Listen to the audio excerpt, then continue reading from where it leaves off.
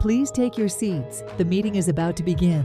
Remember to speak into the microphone, as this meeting is being recorded for public record. Please stand by. We are going on air in 5, 4, 3, 2, 1. Good afternoon and welcome to the Special Land Use and Sustainability Committee of November 5th, 2024. It is 3:10 p.m. Mr. Attorney, if you do a roll call. Sure, I'd be happy to. Commissioner Dominguez? Here. Commissioner Suarez? Here. Vice Chair Bott? Here. And Chairman Fernandez. Present. We have a quorum. And Mr. Attorney, if you would do the virtual meeting participation announcement. Today's meeting of the Land Use and Sustainability Committee will be conducted in a hybrid format, with the committee physically present in the commission chambers at Miami Beach City Hall, and staff and members of the public appearing either in person or virtually via Zoom. To participate virtually, the public may dial 1-888-475-4499 and enter the webinar ID, which is 8505-9923-037#, or log into the Zoom app and enter the webinar ID, which again is 8505-9923-037. Anyone wishing to speak on an item must click the raise hand icon in the Zoom app or dial *9 if participating by phone. Thank you, Mr. Attorney. Madam Director, are there any changes, withdrawals to today's agenda?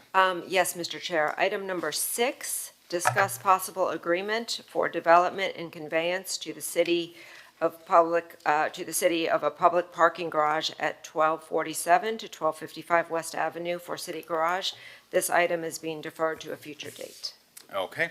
And I'll just state, even though we're not discussing this item, I am so happy that the item is being deferred because I have a lot of concern over not this specific item, but the companion development item that is associated to this. And so I just want the record to reflect, I'm very happy it's being deferred because what is being presented at the moment is not anything near to what I could ever support. With that, is there a motion on the table to approve the setting of the agenda? I'll move it. It's been moved by Commissioner Dominguez, seconded by Commissioner Suarez by acclamation. Let's show the agenda adopted. Madam Director, let's introduce item number 1. Item number 1 is discuss the creation of a transfer of development rights program for Washington Avenue. All right, and this is an item I placed on the agenda because there is a lot of discussion in our city right now about how FAR can be used as a tool for economic activity in our city, especially in areas where we are seeing a high concentration of vacant storefronts, areas where perhaps we've seen incidents of criminal activity, and also to support the creation of housing. And so FAR is the topic of conversation for the good it could create in our city.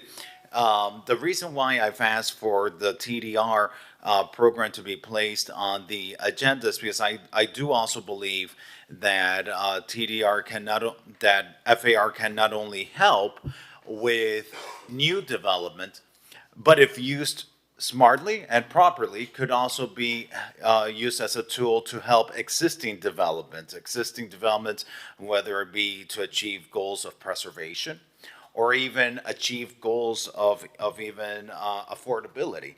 These are all things that could be done through covenants. So, Madam Director, you've prepared a memo with some analysis. I'd appreciate it if you could walk us through staff's presentation, and then we'll bring the conversation back to the committee members. Absolutely. So a quick summary of a transfer of development rights program would be for an organization or municipality to identify certain sending districts and receiving districts. The purpose would be for a sending district to be able to sell unused development rights, typically in the form of floor area or density, two receiving districts that could accommodate the additional development from those development rights. Typically, this is done for a public process, Mr. Chair. As you correctly stated, it can be used for a variety of things for the sending sites. Often there's a public benefit of historic preservation. That's probably the most common TDR organization in the country. There's also TDRs that are implemented to preserve resiliency, open space, and to provide for transit networks. In this case, for Washington Avenue, Washington Avenue has been identified by the sponsor as a receiving site. There could be potential selling sites that would be lower scale residential neighborhoods such as the Flamingo Park Historic District, the Ocean Beach Historic District, and even potentially the MXE areas of Ocean Drive and Collins Avenue. This could enable these selling sites to derive income from their unused FAR and put that back into the building. Typically, there are safeguards put in place not only for the sending areas on what they can spend the money on, but for the receiving areas, there are often restrictions. Restrictions could be in the form of restricted uses, or often there's a cap on how much FAR they can buy, how much FAR they could receive.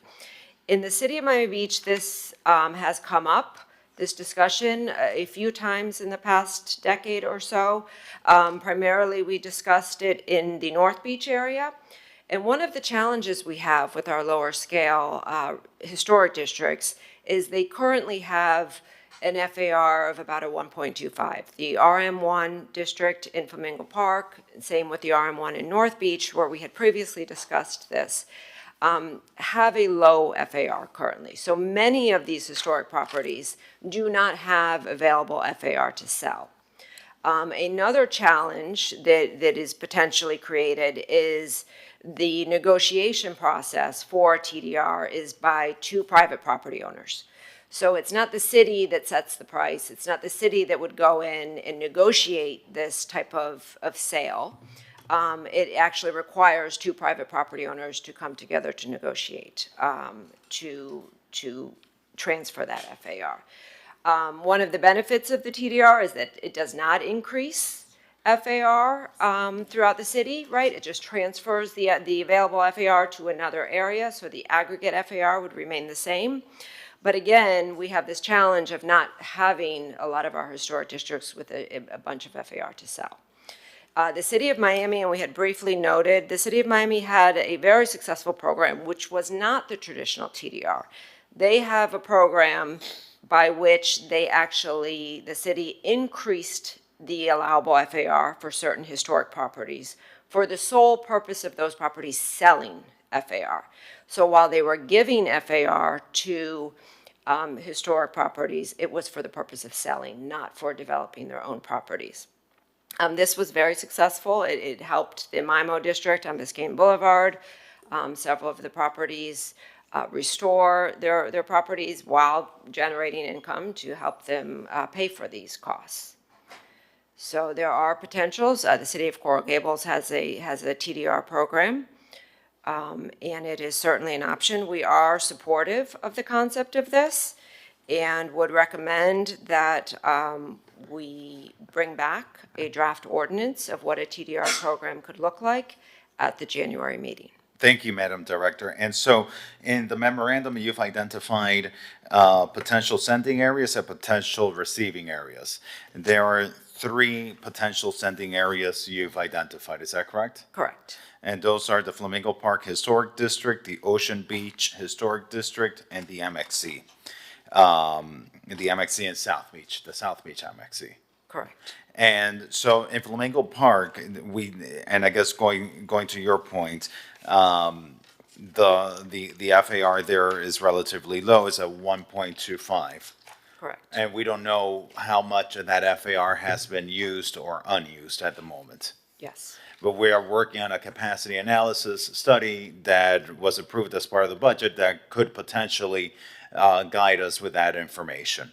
And then Ocean Beach, which is the area, the historic district south of 5th, That area also has a low FAR. That's got, I believe, a 1.0 FAR, goes up That to area about 2. ranges because it encompasses several different zoning districts. It ranges from a 1.0 to a 2.5. And then in the MXC Ocean Drive and Collins, what's the FAR in that area? It is 2.0. 2.0. And so to the extent that we look at helping these areas preserve themselves while looking at new construction in areas like on Washington Avenue to help support the economic activity, we could potentially create a bank of FAR, for lack of a better word, an inventory of FAR in these historic districts for purposes of allowing these historic buildings to sell this FAR to a receiving district like the Washington Avenue corridor, the Fifth Street corridor, the Alton Road corridor, and allow these historic properties now to reinvest that money into the preservation of these properties, Correct. which is oftentimes a challenge that we encounter. Oftentimes, we see properties that they look like they're not well maintained, but it's the expense of maintaining these properties that makes it difficult. I'm going to open up the floor to comments for my colleagues. I'm going to go to Commissioner Botta and then Commissioner Dominguez. A couple of questions. Can you talk a little bit more about the City of Miami MIMO corridor transfer? So the motels that were able to sell FAR and invest in their properties, where did the FAR go?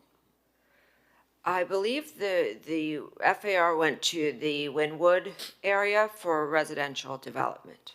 And how would the city manage this? It has to be a deal brokered between two private entities. And how do we manage this? I mean, Fifth Street and Alton Road are already on the, have a target on their back because of transit zoning regulations that may or may not be coming down the pike with the Bay Link. How much more FAR would they get over what exists? So if they, if an area already gets 4.0 FAR and they can get another 1.5 because they buy it from a ascending district, it would go up to 5.5 as of right, and then... Let me interject there because that would actually be a policy decision. If we want to allow them to go beyond, let's say like a 4.0, or if we want to allow them to use a sending district to reach that 4.0. But what I'm saying is if they already have 4.0 as of right, Yeah. then do they, and it may still be a policy question, I'm just trying to understand Yeah. how this would work, not trying to set policy. We're sitting, I'm just skeptical. I understand the goal, and I definitely want to help incentivize older properties to redevelop and renovate and adaptively reuse what they have, and I appreciate the thought that goes into thinking outside of the box. I'm just really leery because we already have folks who are able to work the system in such a manner that they get egregious height increases and FAR and density increases without us making it easier with a program. So how would we as a city sort of manage this so it doesn't get out of hand? So the structure of such a program would be very complex. There's typically a cap, a policy to call in terms of what the cap of the FAR for the receiver could be. So that's number one. It wouldn't be unlimited typically. There would be a cap put on place. The structure of the program does become complicated because we do have to ensure that not only are the receiving properties following through with the city's goals of them being able to purchase more property, which could be use restrictions and things like that, but also the sending buildings we would have to keep track of to make sure that the money that they've received from the transaction was being put toward that public purpose goal, which in this case could be historic preservation or resiliency upgrades. So it's a complex structure. I think it has been successful in certain areas. I think there's also been programs where it hasn't been as successful. So it would really need to be studied further and brought back to you with more specific And recommendations. you may have asked this already, the current FAR for Washington Avenue? The current FAR for Washington Avenue for residential development is a 2.0. For commercial-only development, or hotel, it would be a 1.5. And also with, just, you know, for the record, with the Vagabond, that FAR, that TDR was used for residential development, to create residential inventory. And certainly, nothing would prohibit us from putting in place any restrictions we may want, as to what the type of residential inventory that we would want to see, if we want to put any income restrictions, or setting aside a percentage of those units to a specific segment of the AMI. And in addition to that, I believe, so these are private transactions. So these private property owners, they come to their own agreement as to, who wants to sell, and how much they're going to sell, unless we set a policy otherwise. They negotiate those terms amongst themselves, and then we could put in place a requirement where it has to be approved. Like, for example, if it's a historic sending district and a historic receiving district, it could go to the Historic Preservation Board. Or if it's not, it could still, they could still be required to get a certificate of transfer from the city.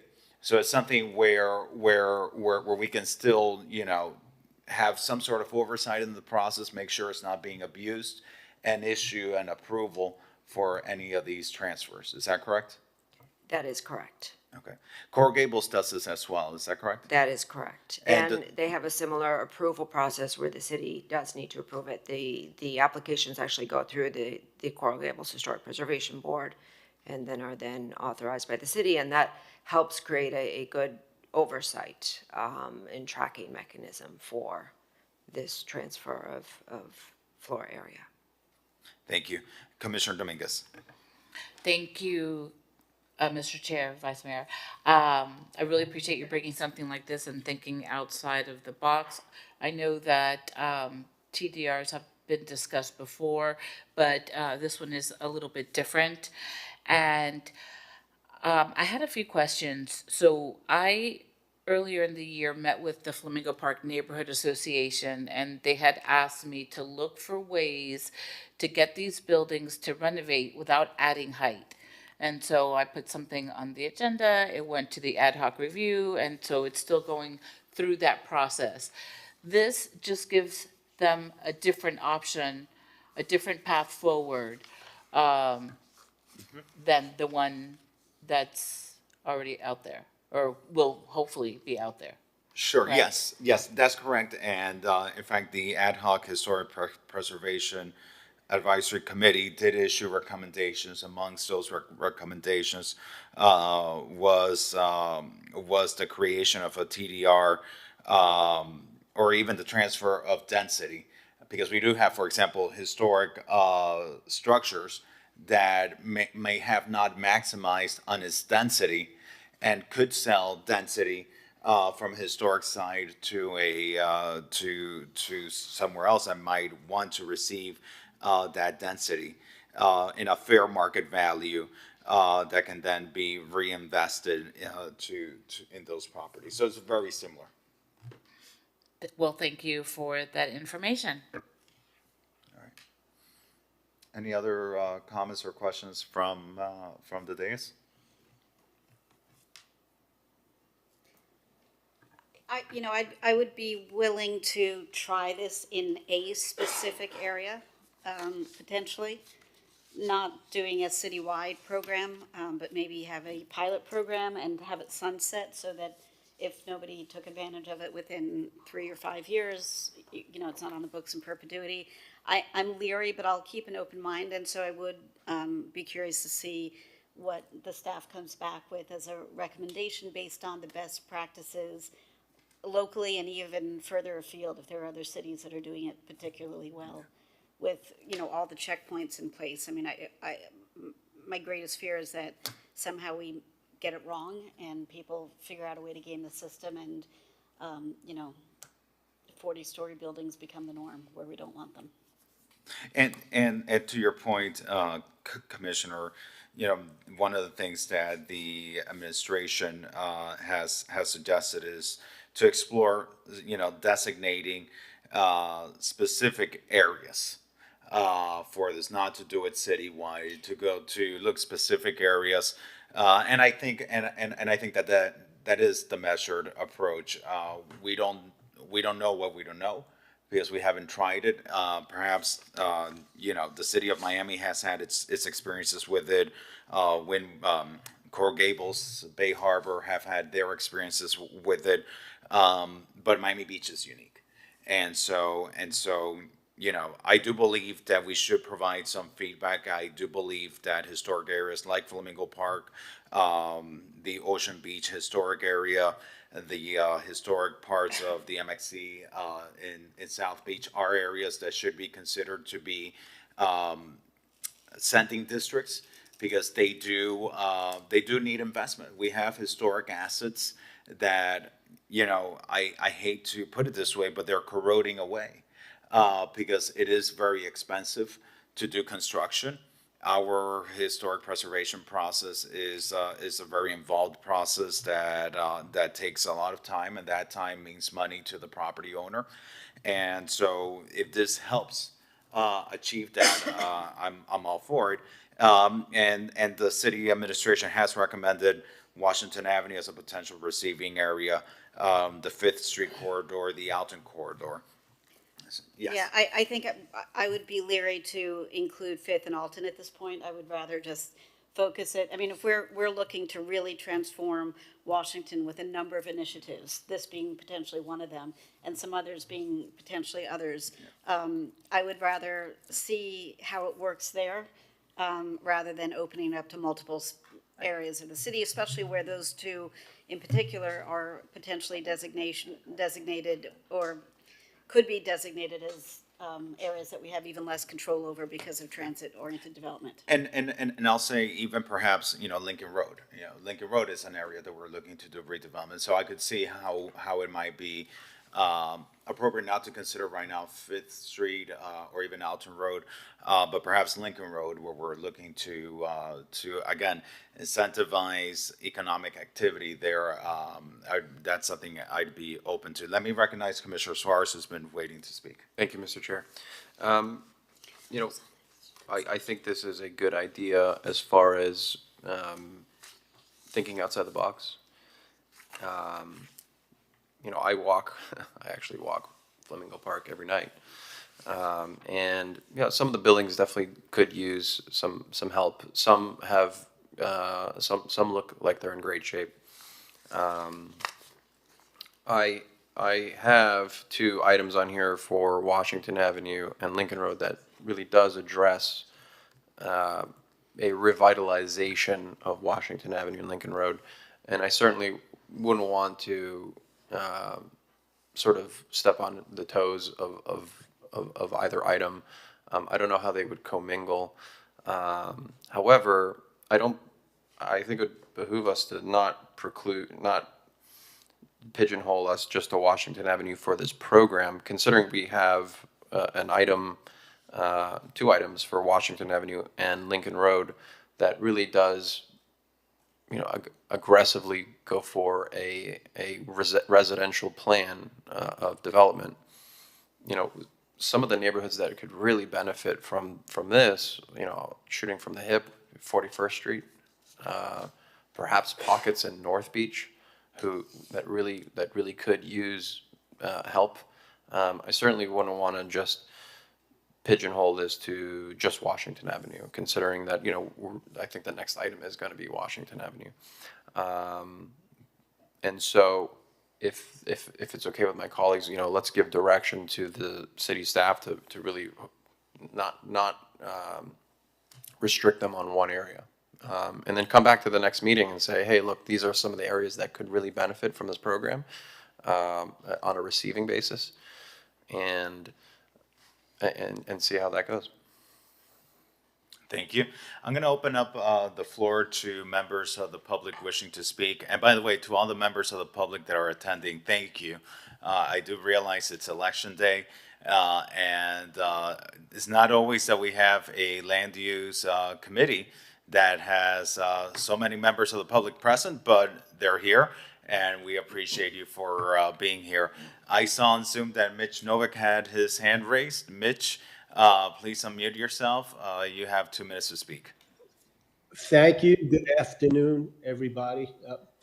I agree with Commissioner Bott's initial comments. I recall the 2 or 3 times over the past 3 decades when TDRs were discussed, and ultimately they were rejected.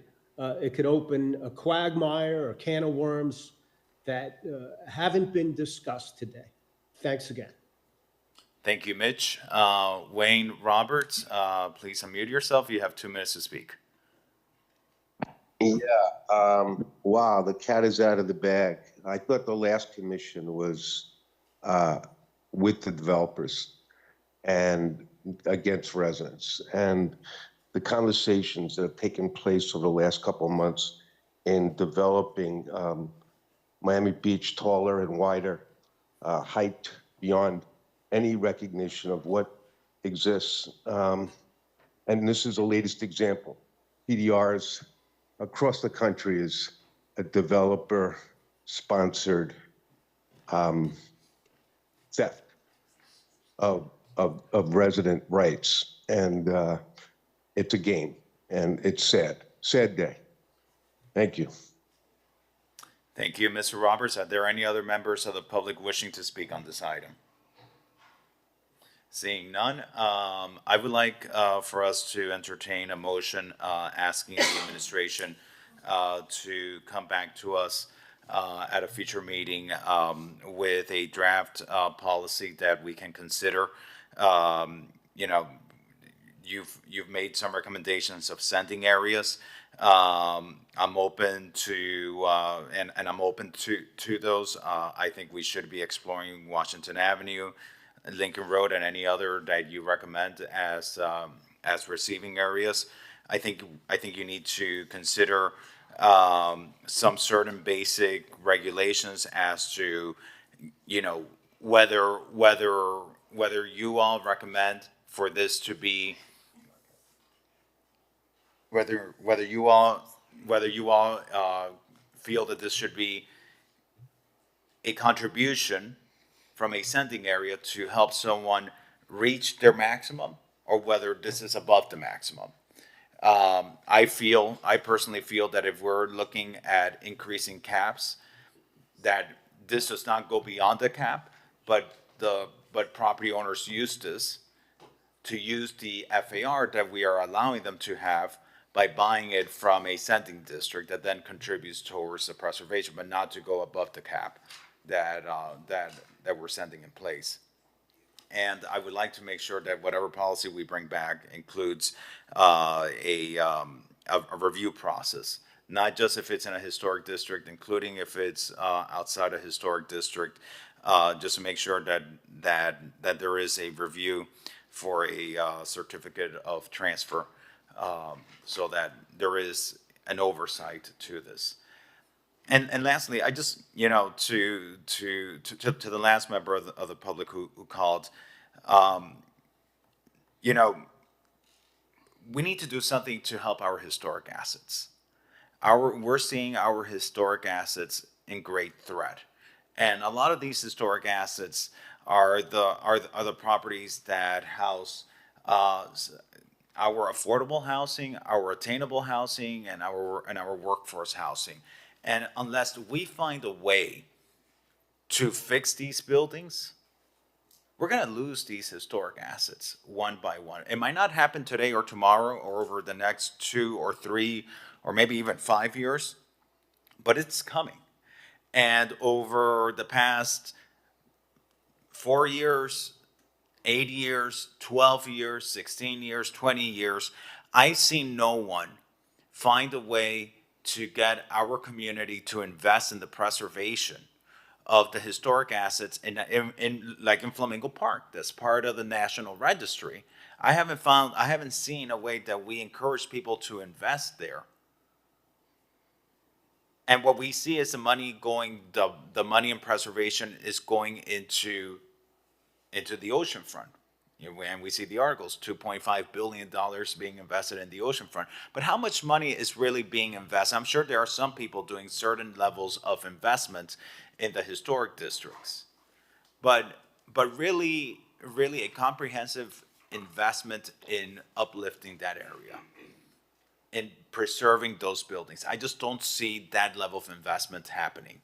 And that's a threat to our historic district, and that's a threat to the character of our community. So I just wanted to respond to those comments, and I see now everyone wants to jump on board. So Commissioner Suarez, then Commissioner Bond.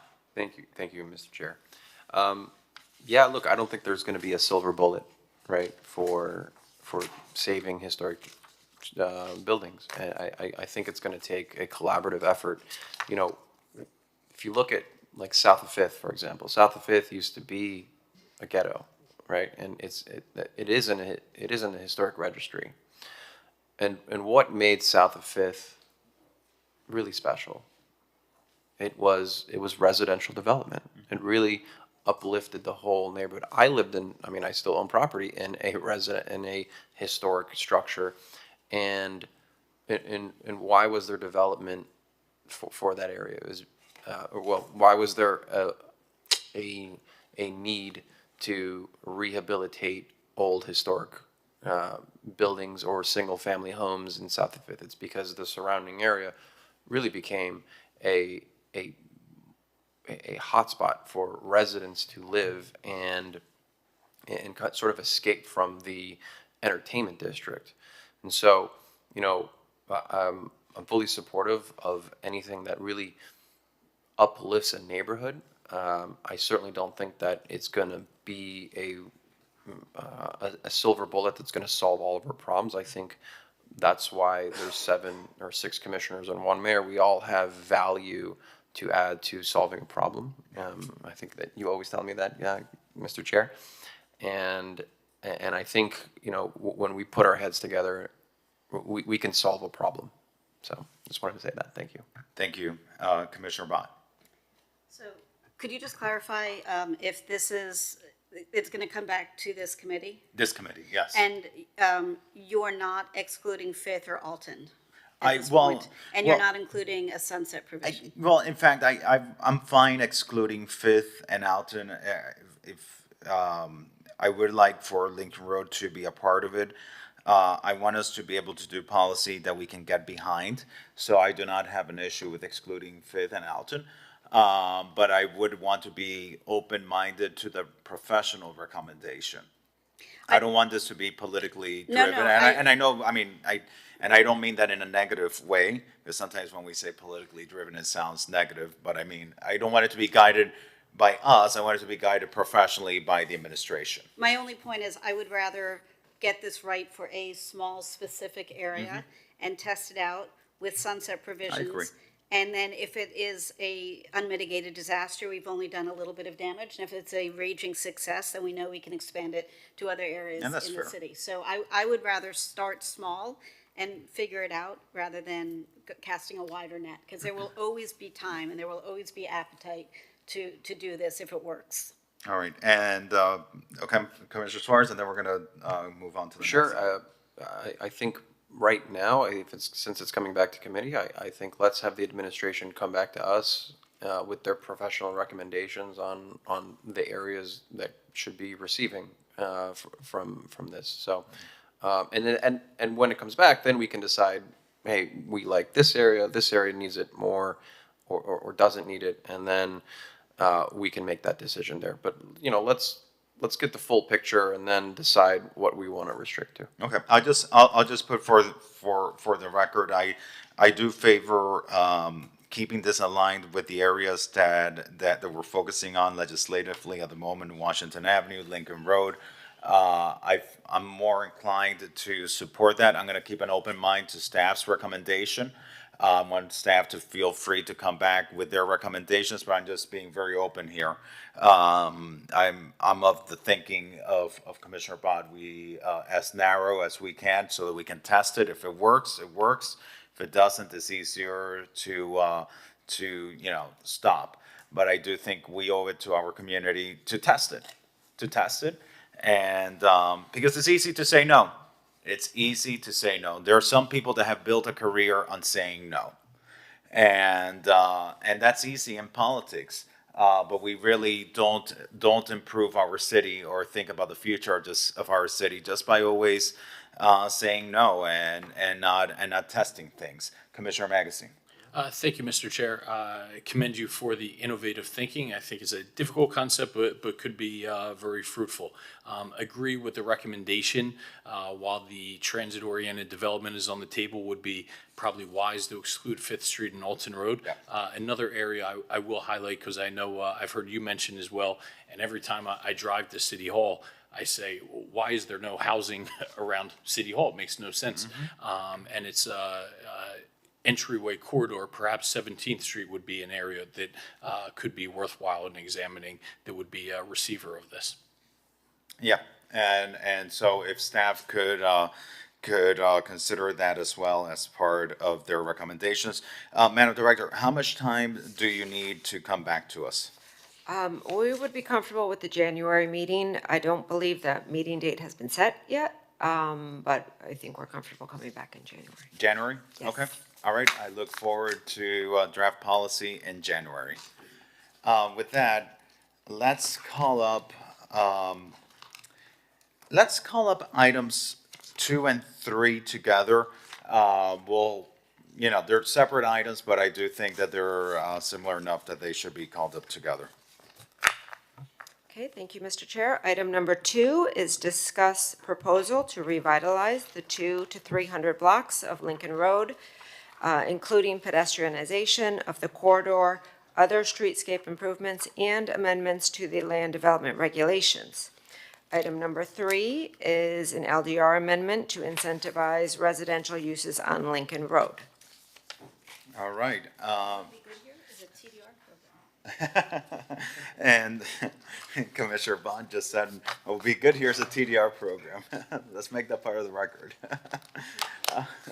We need a TR. That's why your mic was on. There you go. So, Madam Director, would you walk us through, or Commissioner Suarez, you want to present on your item? On item 3? I don't mind having the planning director or sitting planning director discuss Lincoln Road. Okay, great, thank you. You know what, I thought for clarity purposes, it would be helpful to put the maps up, because there are 2 different items. Each of those items have 3 distinct areas and slightly different recommendations. PJ, if that's you, PJ, up there, can you pull up first item number 2, the map?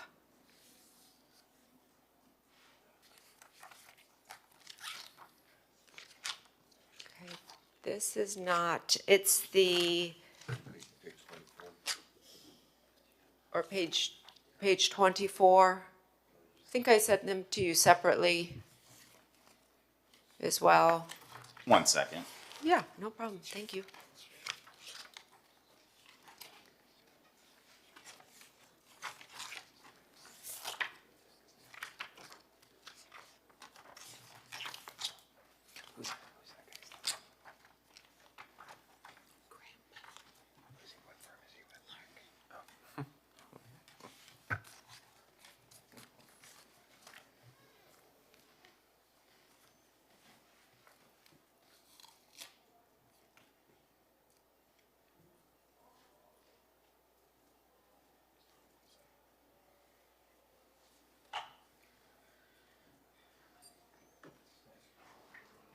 Yeah, I can jump right in for purposes of timing. Yeah. So there are 2 different items. The first item, which is the 200 and 300 block, we're calling Lincoln Road East. This is the eastern end of Lincoln Road.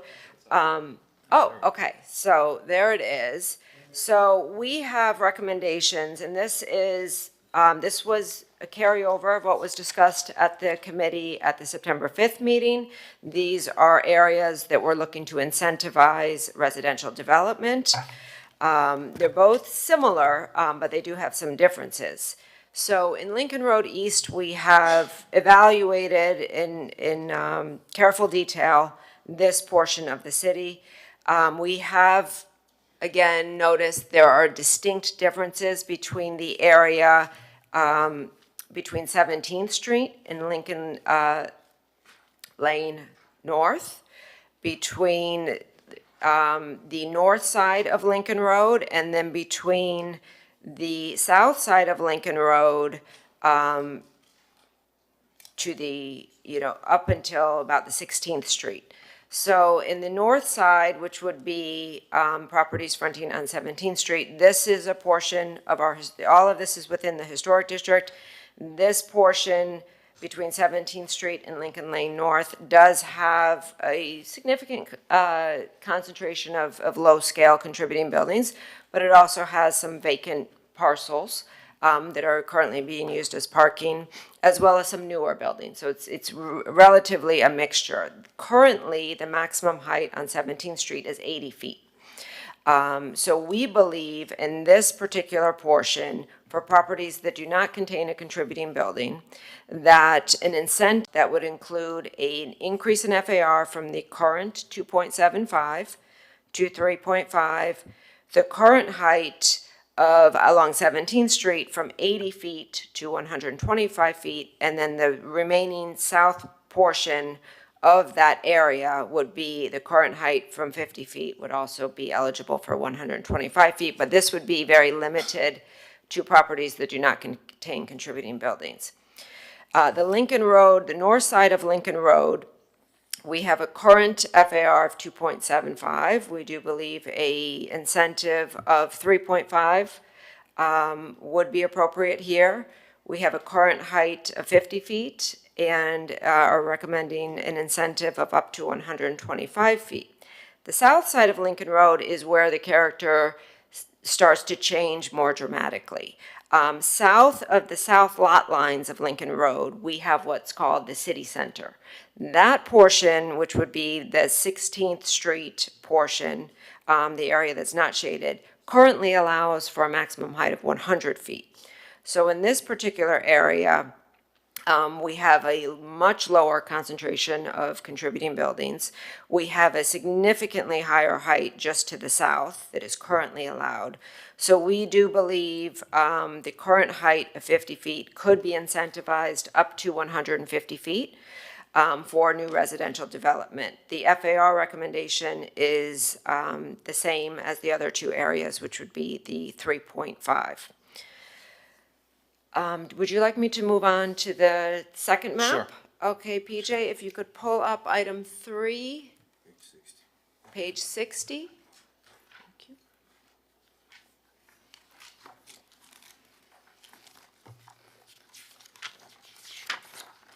So I'll just start in with this. So this is what we traditionally think of as the pedestrian portion of Lincoln Road. This is the portion that is closed to vehicular traffic currently. Again, we have evaluated this area and have developed different recommendations for 3 distinct areas. Area 1, which is the northern portion again between 17th Street and Lincoln Lane North, is currently not located within a historic district, so that differentiates it. It also allows for an 80-foot height, which differentiates it as well. So we are recommending on that portion of the proposal for the incentive. Now the FAR currently in this western portion is a 2.5, unlike the eastern portion, which had the 2.75 FAR.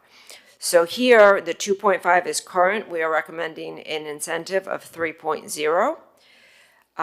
For lots that are greater than 45,000 square feet, we're recommending the incentive of a 3.5. The heights on 17th Street are 80 feet currently. To the south of 17th Street, the height is 75 feet currently.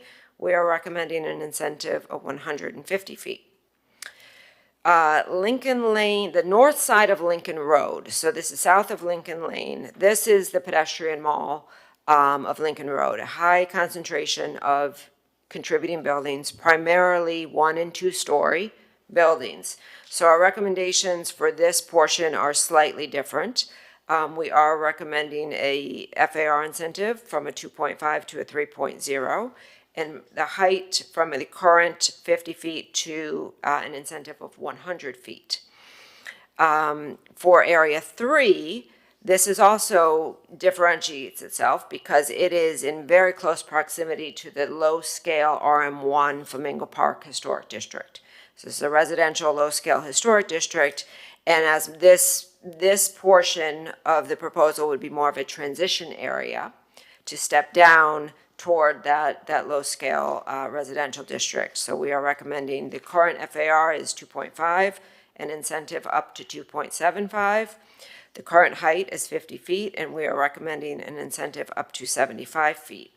It's also important to note that in both of these proposals, in all of the areas, we are recommending certain setbacks. Those setbacks would be to ensure the character of the street. For another term would be kind of the street wall, how you perceive the space, would not be negatively impacted. Again, What is the setback? the current setback allowable for up to 50 feet currently is 0 feet. And we are comfortable with that. Beyond the 50 feet, we are recommending that the setback be increased for the portion beyond 50 feet to 50 feet setback from Lincoln Road. Now, in the pedestrian portion, which was the Lincoln Road West, we also have a provision that could allow the Historic Preservation Board to waive that requirement up to 50%. So the board could approve a setback of 25 feet in lieu of the 50 feet. And it's, it's very difficult because these are large areas of the city. Every property is unique. There are certain properties within this area that actually have different lot depths. So you may have a more shallow lot that does require some type of flexibility with that 50-foot setback. But we did believe it important to, as a general rule, preserve that street wall that is created currently and with the existing regulations. On the pedestrian? On both of the, Through the chair, if you don't mind, what was the setback for the first item, or the item 2? it is the same. It Same, is okay. 50 feet from Lincoln Road and 25 feet from the side streets. Except the first item does not make the exception for the 50% of the setback with a historic preservation review. Correct. And so let me ask you this: why was it in the judgment of our city planning department that the setback should be the 50 feet? Yeah, and we looked at this carefully. The character of the existing road is almost entirely 1- and 2-story buildings.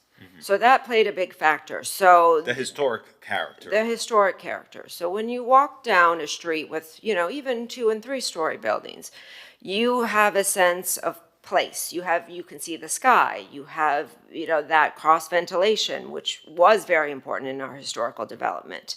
The view corridors. When you look up, you can see portions of sky. So I think setbacks are important to preserve that character. Also, the street wall.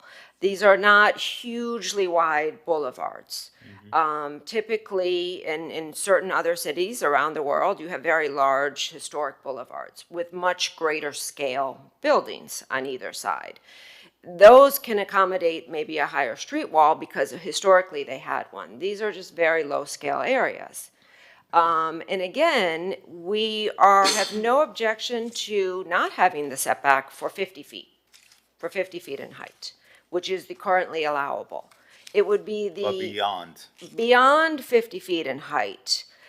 We do think it is important to have a setback.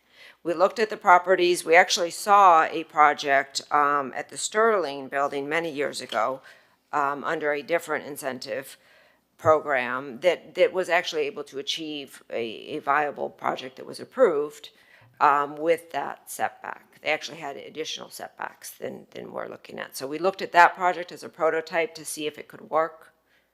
And So let me ask you, what is the width of Lincoln Road in this west area? I'm gonna say it was close to 100 feet, wasn't it? probably, 100 feet. Okay. So then in many of these areas, in the areas fronting Lincoln Road, the height would still be contextual to the width of the road. yes, that's what we believe, yes. Okay. All right. Commissioner Suarez. Just for a point of clarification, when we did the incentive for hotels on Washington Avenue, what is the setback that the Moxie and the Good Time Hotel had to adhere to? I don't recall I think it was at least 20 feet. I would have to look that up, Because Commissioner. those projects did a pretty good job of making sure that it wasn't too overbearing on the, yes, or imposing on Washington Avenue. So, is there enough room with 50 feet? So let's, so the 50-foot setback would only be for area 1 or area 2? It's for all of the areas. The waiver provision by the Historic Preservation Board is for the Lincoln Road West.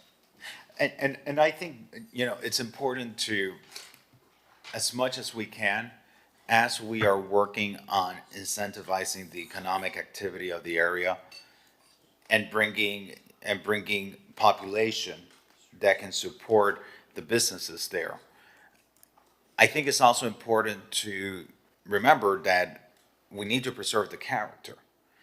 Lincoln Road, it's except for certain nodes, it's pretty low scale. So you got to the intersections. In the intersections, there are times where you go up, like at the Van Dyke's building.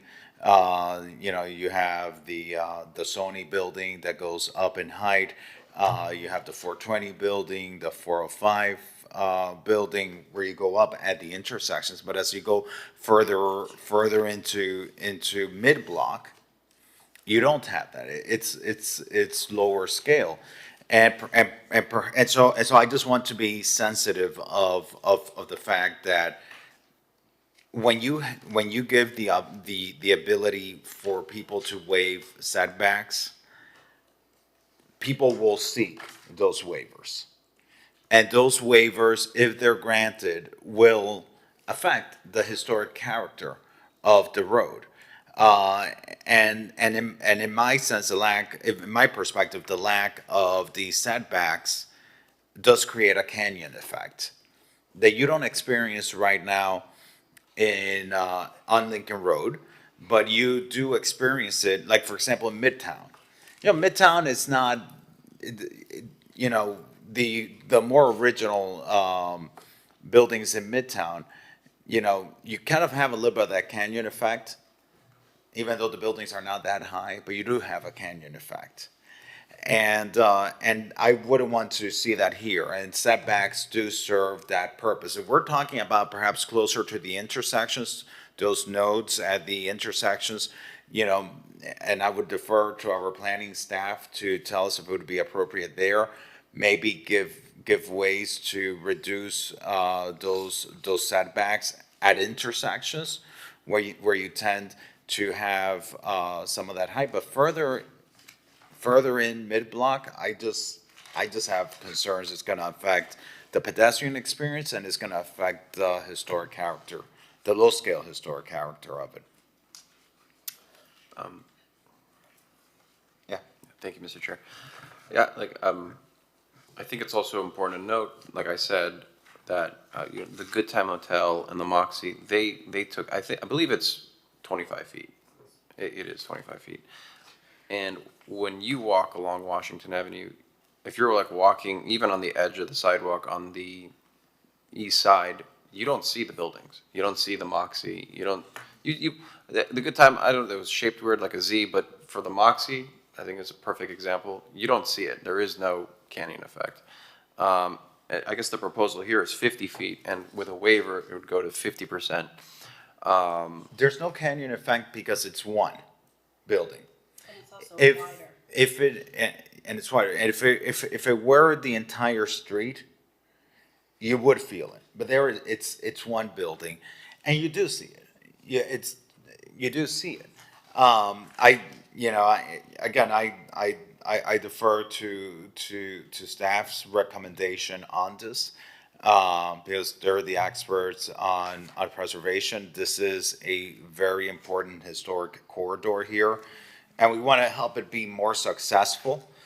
But I would just, caution us to erode from the pedestrian experience. This is a pedestrian promenade, which is very different than Washington Avenue. Washington Avenue is not a pedestrian promenade.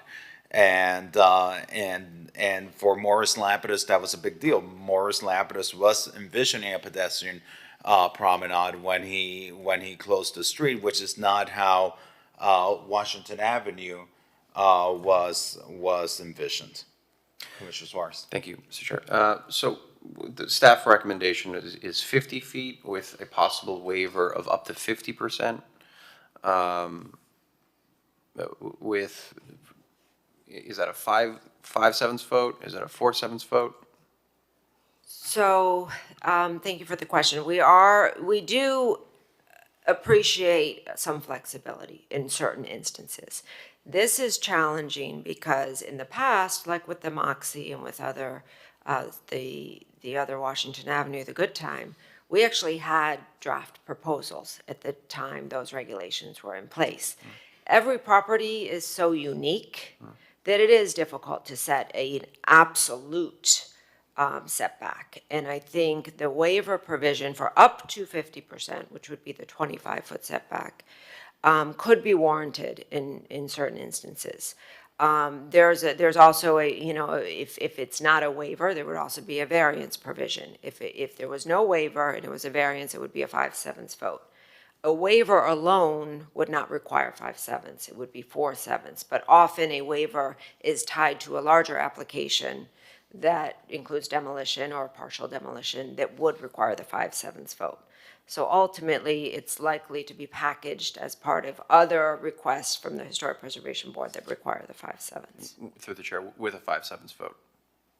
Correct. And so correct me if I'm wrong. I thought when the item came initially before us, the administration wasn't recommending a waiver. We did not have a waiver provision in our initial recommendations. We developed this initially by looking at the road, but also looking at an actual project that it was up to 75 feet at the Sterling Hotel. And it was, I think, 20 feet from the side street. And that, massing-wise, because that was the only real project we had to kind of go by, even though it was slightly shorter than what this is proposing, was able to achieve that 50-foot setback. So from an urban design and historic preservation perspective, since that, and again, that's one specific project, was able to achieve that very successfully. I mean, it was a very compatible project. Our recommendation was to have that as the minimum setback. I agree, in most instances, that is likely going to be a viable setback for most projects. However, there could be instances where an application may warrant a bit of deviation from that. I don't know because I haven't fully reviewed one. And there is a provision, even if there was no waiver, the applicant could still request a variance. So let me ask you this: is there a maximum? Is there a minimum amount of setback that is going to be required in the policy, even if they go seek a waiver? Or can they seek a waiver for 100% of the setback? Currently, in the Lincoln Road West proposal, the maximum the board could waive would be the 25 feet. 25 feet. So, okay. So it would be, you mentioned that earlier, it would be just half. Yes. I have concerns with it, but if you're comfortable with it, I'm gonna follow your recommendation. I just get concerned by it. So between the two proposals before us. Tell us, what is the summary of impacts? What are the summary of impacts? How many units do we anticipate would be created? What does that mean in terms of population, traffic, water consumption, sewer issues? If you could walk us through that for the two applications. Sure, and I have Rogelio Madan here from planning as well, who actually prepared some of this and may be able to answer any questions you have. For the Lincoln Road East, on page 31 of your book, we have outlined this would be if all of the properties were to take advantage of this, that would be eligible. So it's a potential increase of 350 residential units, potential population increase of 875 people, potential increase of 205 peak hour vehicle trips, potential increase of 136,500 gallons of potable water consumption per day, potential increase of 122,500 gallons of sanitary sewer transmission per day, and a potential increase of 1,116 tons of solid waste collection per year. So additionally, we have provided a transit map, so that shows the transportation network in terms of the bus routes. These numbers are based off of the city's comprehensive plan, the county's water capacity. They are not, and the traffic counts are generated from the ITE, which is the standard best practice that traffic engineers use, depending on the use. But this is not a formal infrastructure analysis of what's currently underground. I think we have Public Works Department here. Mr. Director is here. If you have any specific questions about that. And again, Rogelio Madan from my office did a great job on this and can answer any questions you may have. Thank you. And I'd like to recognize the Public Works Director, if you'd approach the podium.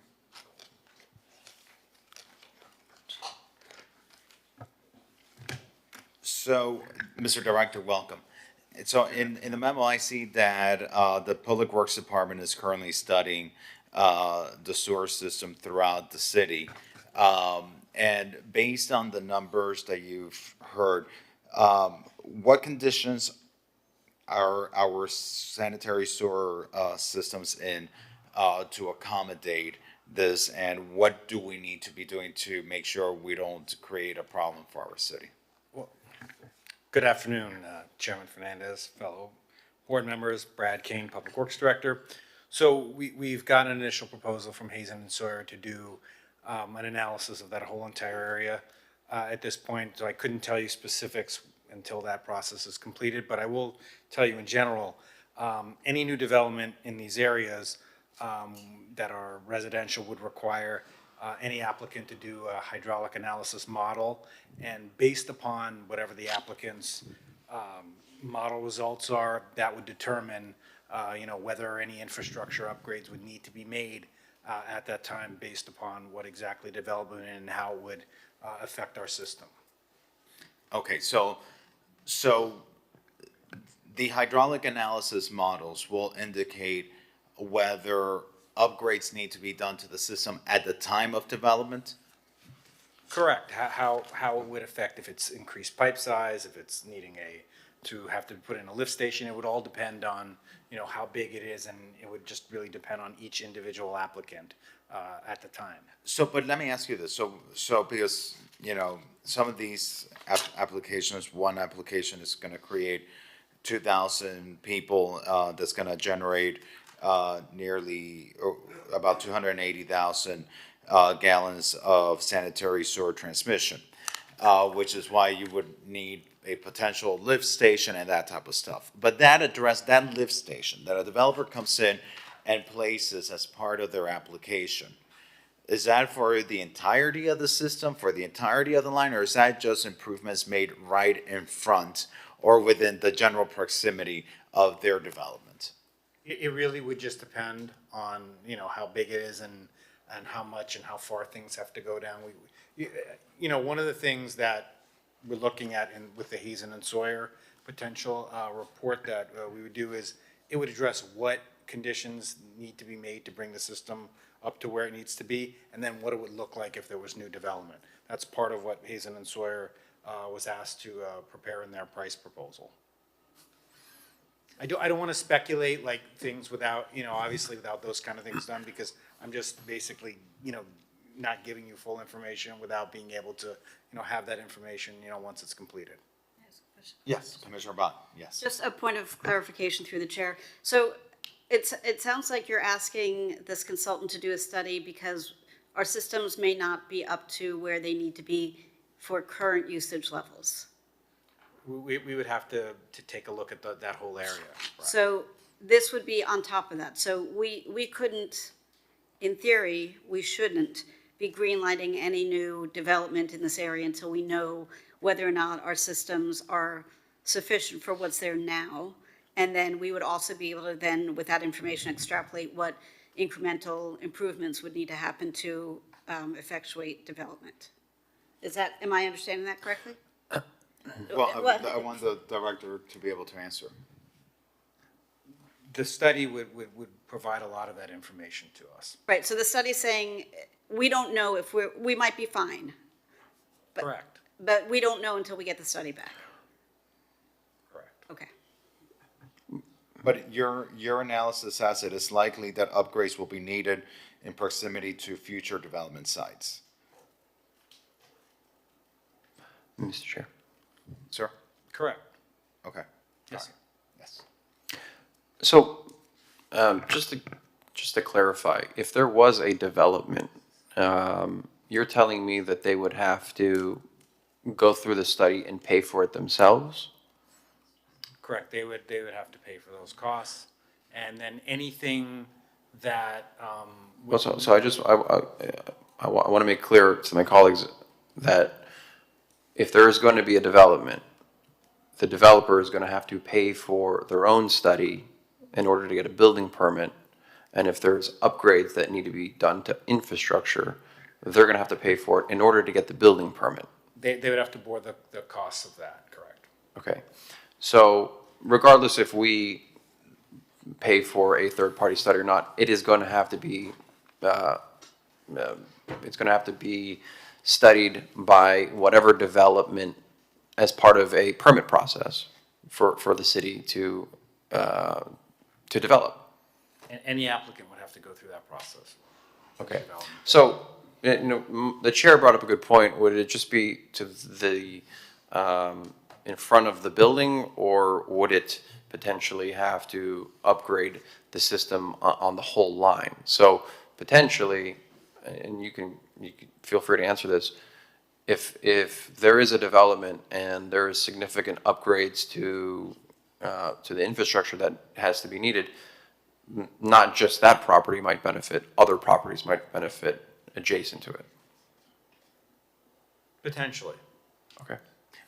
Potentially, but your memorandum says that improvements would be in the proximity to the development site. It just- So, no, but, so if a development site using an increased FAR is gonna generate a you know, a certain amount of gallons of, you know, sewer transmissions per day, that is gonna be transmitted not just through the infrastructure right outside or near proximity to that development site, but once it goes beyond that, we inherit the problem of an antiquated sewer system.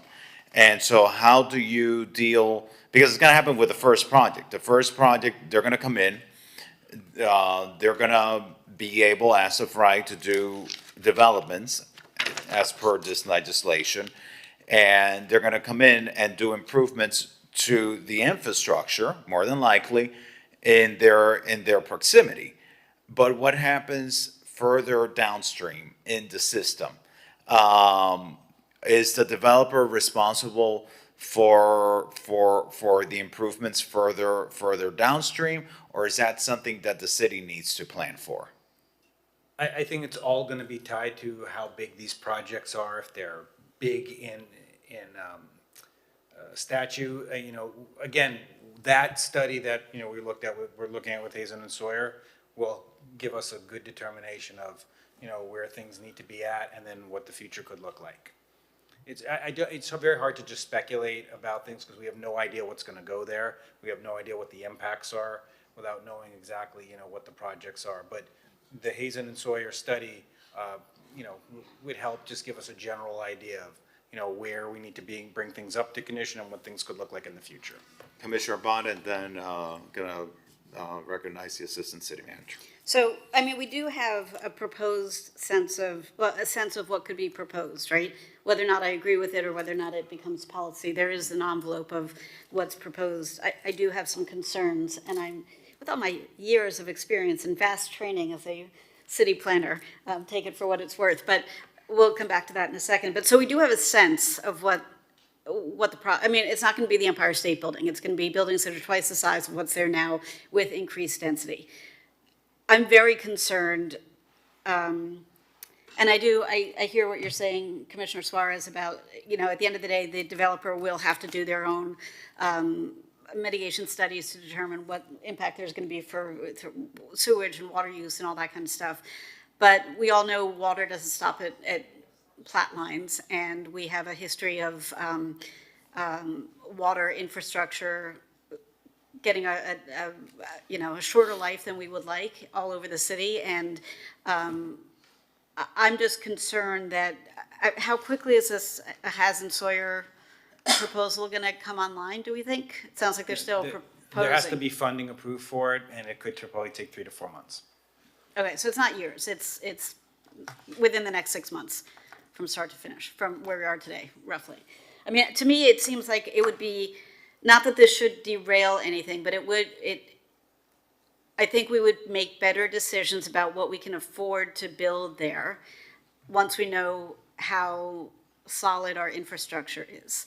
Because my even if we concern- move forward with this, we know what the city needs to plan for in terms of infrastructure improvements, even if we approve this. Well, so, yes, and whether it's the city is doing it or the developers are doing it, especially if we're talking on Lincoln Road, presumably they'd have to go through, they're not gonna tear up Lincoln Road to get to the pipes. They'd have to do it on the, through the alleys or on the back sides, the non-pedestrian roads. Like,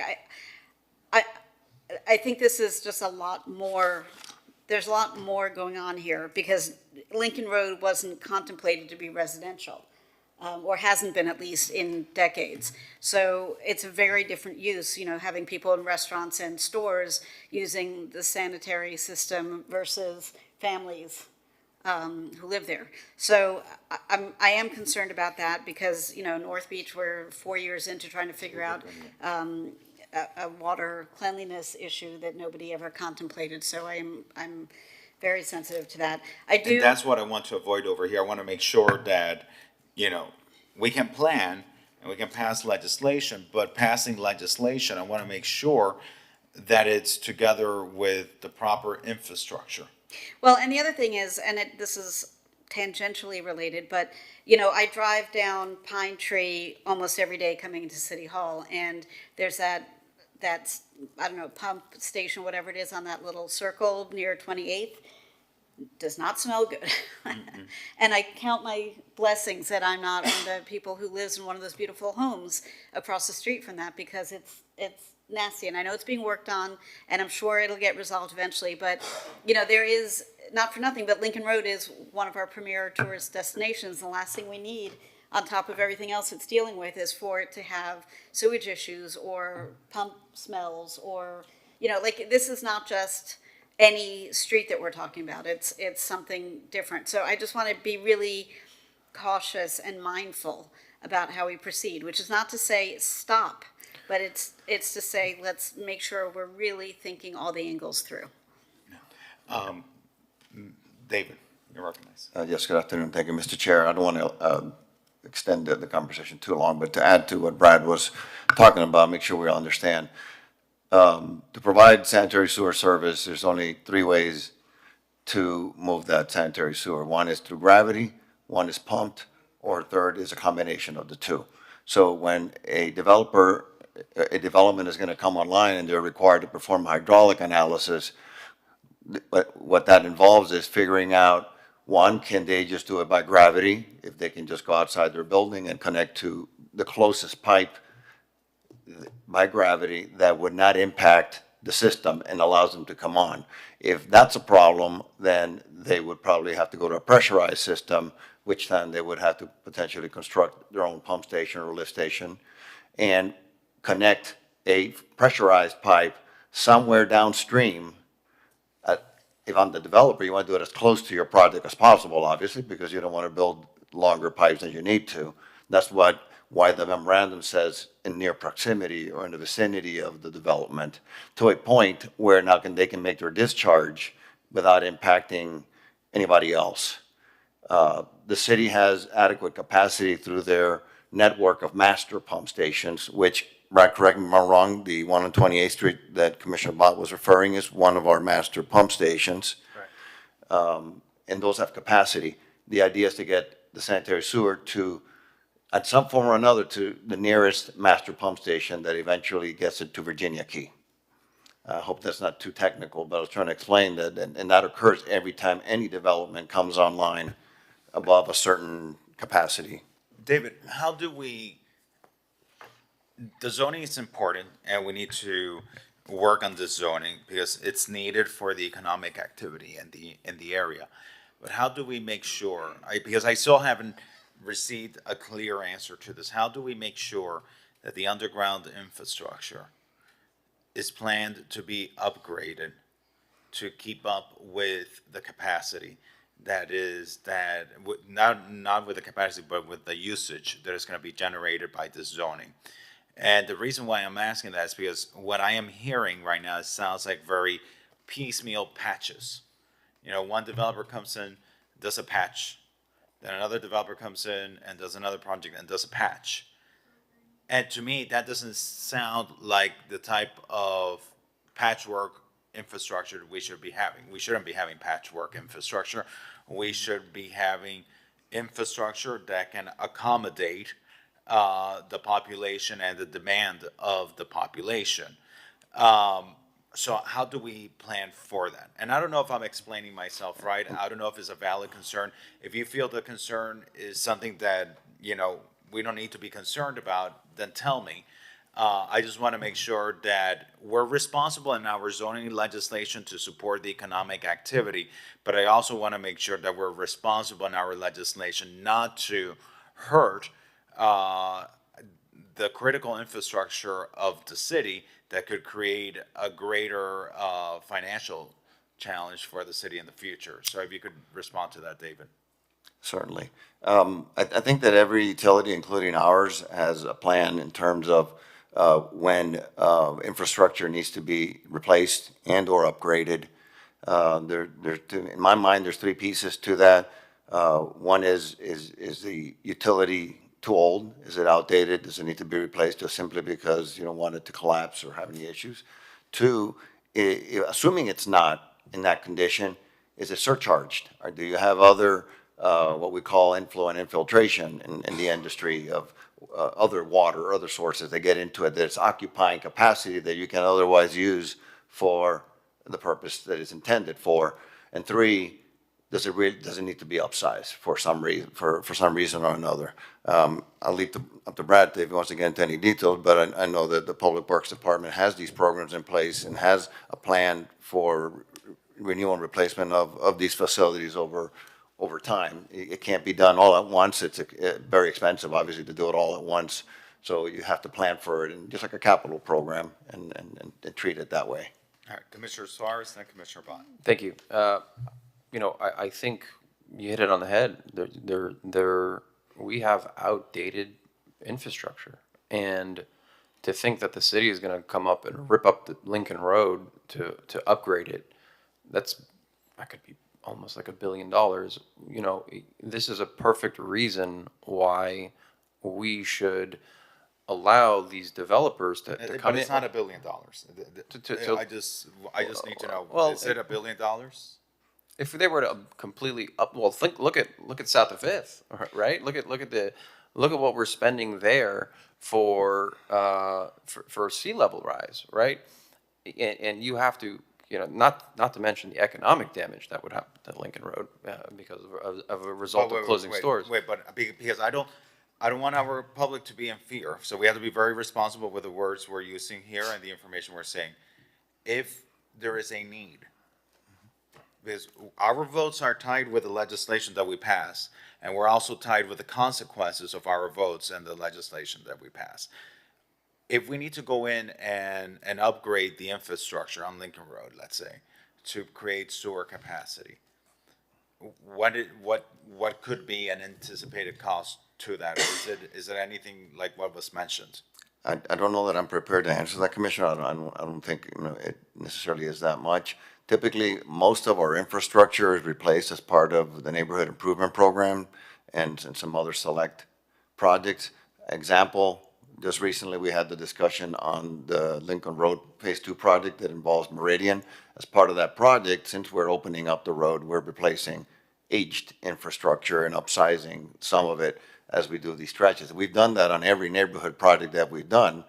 We've replaced aging and repaired So problematic sewer infrastructure. we're gonna be We are, replacing we're as part of- actually, yes, we're actually replacing a 30-inch force main on Meridian. I think it's a 30-inch force main. Okay, and are we gonna be replacing it on the road as well, or the road? There, how's that? and Brad, correct me if I'm wrong, I don't believe there are any major utilities on the corridor of Lincoln Road itself. I don't believe so. I don't believe so. But it needs Everything to- is but on the sewage needs to the, get from a building that's mid-block to the force main. And so that infrastructure, yeah, there's some of it that the developer is responsible for that connects to the public infrastructure. But how does the public infrastructure that connects to the force main, are you upgrading that as part of the CIP project? no, we're not. You're not? We're not. Okay, and shouldn't we?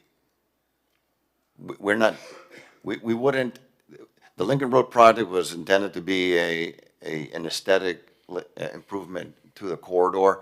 The correction of these utilities has been sort of an incidental to the work that was being done on, for example, Meridian or Drexel.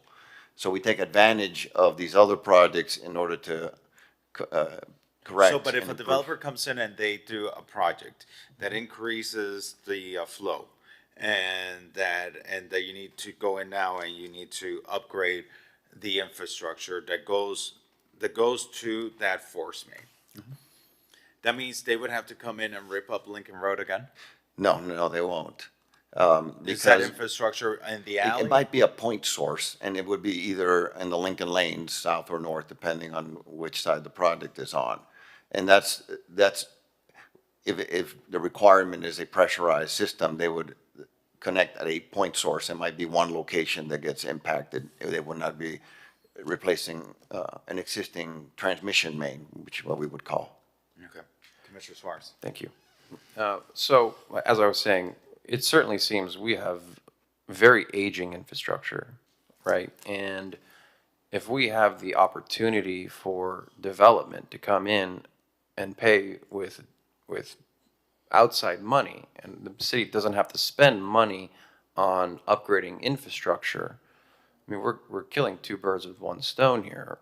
And I think that's important to realize that, again, if there's going to be a development project, they're going to have to go through their own study and make sure that it doesn't impact negatively the surrounding areas. In fact, from what I'm hearing, it's going to improve the surrounding areas of the development. And look, just to put things into perspective, this is a potential increase of only 350 residential units. I believe Five Park has about 350 or close to it residential units. Well, between the two, one is 797 and the other one is 350. So, again, I don't think we're making a Manhattan here. I at the end of the day, I think we're trying to revitalize a stretch of land that has been, struggling for the last 10 years with vacancies. and and economic drought. And what other better way to really give an area of our city, one of the most coveted, a refresh on residential? I mean, you know, Lincoln Road is the perfect place to live. You got the beach on one side, you have Trader Joe's on the other, and you have a slew of retail and shops down below. You don't ever have to get into a car. You can walk everywhere. And, you know, this mixed retail use, I mean, it's a tried and true method across the world. And if we really want to be serious about giving Lincoln Road an injection of life, you know, this is certainly the way to go. And so, you know, And no one's arguing that, Commissioner. I think. And let me, if I can finish, please. Yeah, but I don't want the inference to be out there that discussing infrastructure is getting in the way of that, because I think it goes hand in hand. You know, we want to be serious about redeveloping Lincoln Road and seeing that energy in there. And part of the seriousness of that conversation are the impacts it generates, and making Correct. sure that we don't end up like Fort Lauderdale. That Fort Lauderdale has been dealing with significant infrastructure issues, bursting pipes. Yeah, that we don't want to have here. Yeah, correct. And so, and what I'm simply saying is, I think if we have a study, it's going to be redundant. It's only going to cost taxpayer money to pay for it, especially when the developers or ever any other project is going to have to pay for it themselves anyways. And so, you know, I think I think if we want to be serious about, you know, Lincoln Road, sure, we can put more studies, but at the end of the day, I certainly feel that this is going to be very redundant. Thank you, Commissioner. And just, it's a normal part of a planning process to consider this information? Yes, always. Yes, absolutely. I mean, Because usually, yeah, and the reason why I ask this, because usually FAR, we're doing these FAR projects piecemeal, not part of a master planning. Usually in the past, when we've considered FAR, it's been part of a larger master plan, and then as part of the master plan, you usually consider these elements. But here, we're bringing in independent applications, in essence, we can call them applications, outside of a traditional master plan, where in the master plan, you would have considered all of this and done these studies. Here, you know, we're not doing that. So, you know, this is not something that is out of place to be doing the study. It is not out of place, Commissioner, I'm sorry, Vice Mayor, but I will tell you, I mean, Miami Beach is a very built-out city, as opposed to if you're out west somewhere and all of a sudden you're gonna develop 200 acres and add, you know, hundreds and hundreds of homes. I think our changes, as we can see from the data here, is very incremental, especially when you consider it with the reduction in population that we've had over the last several years. So I think something's very manageable, something that can be definitely planned. And I do agree that developers need to pay their fair share into adapting their developments into our systems and our utilities. Okay. Commissioner Dominguez. Thank you. So we've talked a lot about number 2, which was the 200 and 300 blocks, and we've gone back and forth, and now we have more areas. It's very sweeping, it's very broad, and it's very scary. I can't imagine moving forward with any of this without doing our due diligence and finding out what needs to be done with the infrastructure underneath our streets. Like, that's a no-brainer, not an option to not do it. And because I think it's so broad, I would want to see something a little more narrow and then see if it works, as opposed to rubber stamping something for all of Lincoln Road that we don't even know if we need. So those are my thoughts. Thank you. I do agree that we need to look at the infrastructure beneath our streets. I don't know that we should, all of Lincoln Road needs help, needs our support. So in that part, I disagree with you. I think we need to be looking at this policy holistically on Lincoln Road. But I do agree that we really do need to understand, the underground infrastructure, Commissioner Bott. Yeah, I was going to say the same thing, that there's, it's never a waste of money to understand what our strengths and weaknesses are. And, for a part of the city that was not contemplated to be primarily residential, I think it's especially important. I also have some questions about, going back to the proposals, the incentives. We're talking about doubling height, from 50 stories or 50 feet, from 50 feet to 100 feet. Where does the parking go? Is there an opportunity to limit, to require this to be attainable housing? If we're saying 1,200 square foot apartments, as Commissioner Suarez said, it's a very appealing place to live because you can walk to everything. You can walk, down Washington to a grade school and, walk over to the beach and whatever. There's a lot of good, attractive reasons to live in this neighborhood.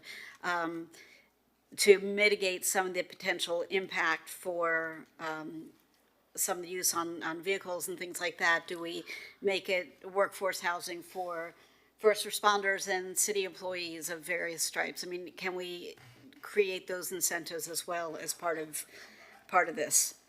But I wouldn't hesitate for a millisecond to get that study going. Yeah.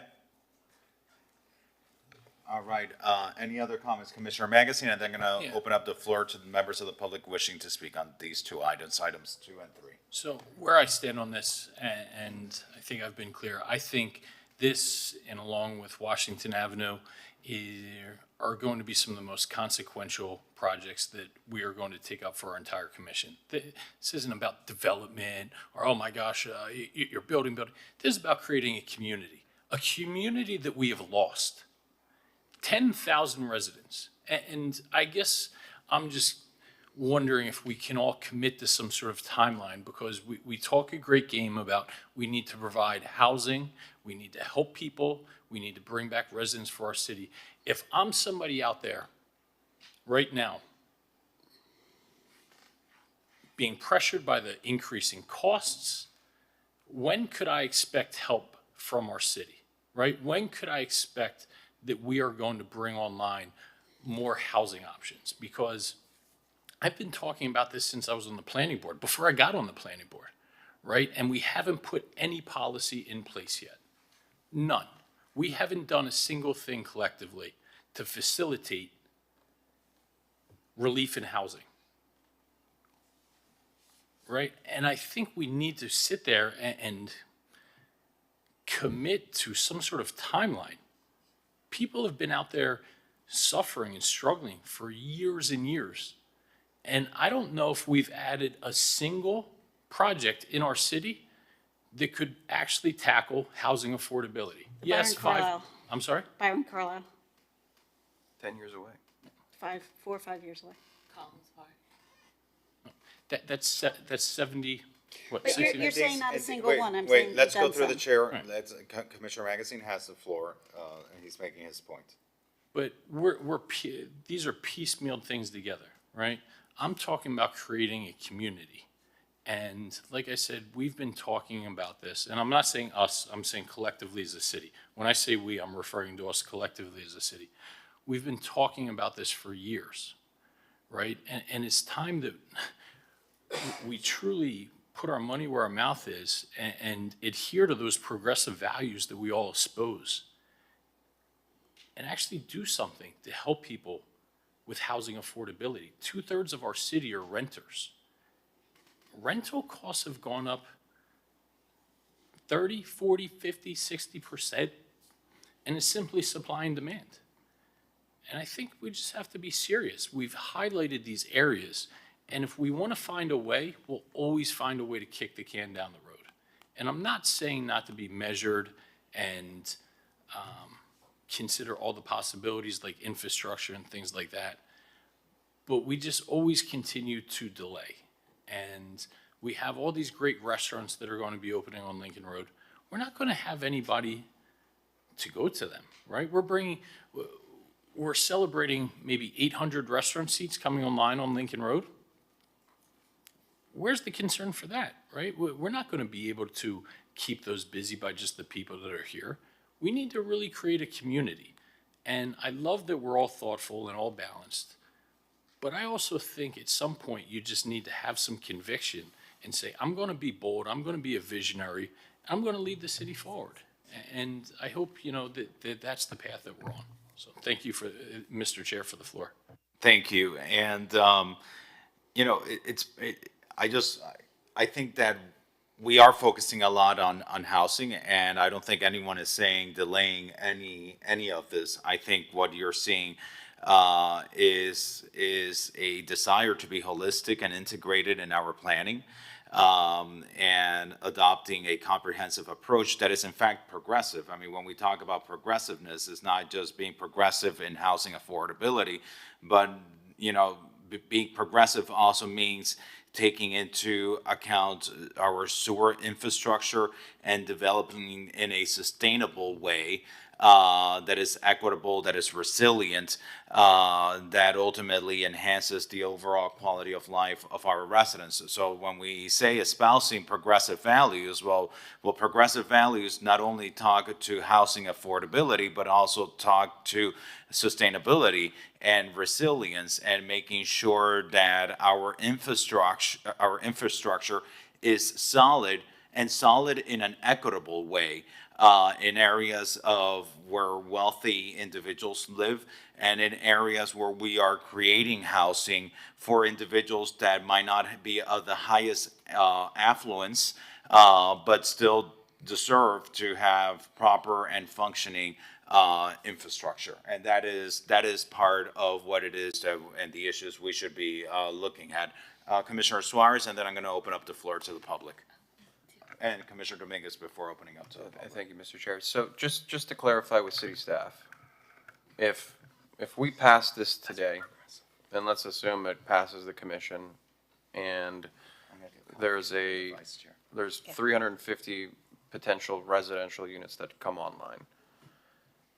Does staff feel comfortable with moving forward on that, given the parameters that you have as far as the building permit process and the impacts to infrastructure? I'll let Brad fill in the details, but I think we have a process in place that has functioned the way it should, and I believe we can. Okay. And another comment that I would make, because Commissioner Magazine brought up a good point on how are we going to fill all the high-end, beautiful restaurants that are coming to Lincoln Road, and certainly attainable residential may help patronize some of the restaurants, but Lincoln Road is an extension of our convention center campus, and the importance of getting the convention center hotel built will bring more traffic. And we know that when the GMCVB fills our convention center and we get good conventions, they're packing Lincoln Road and Espanola Way and Ocean Drive. And so it's a layered approach in order to get the business there to Lincoln Road. Thank you, Commissioner.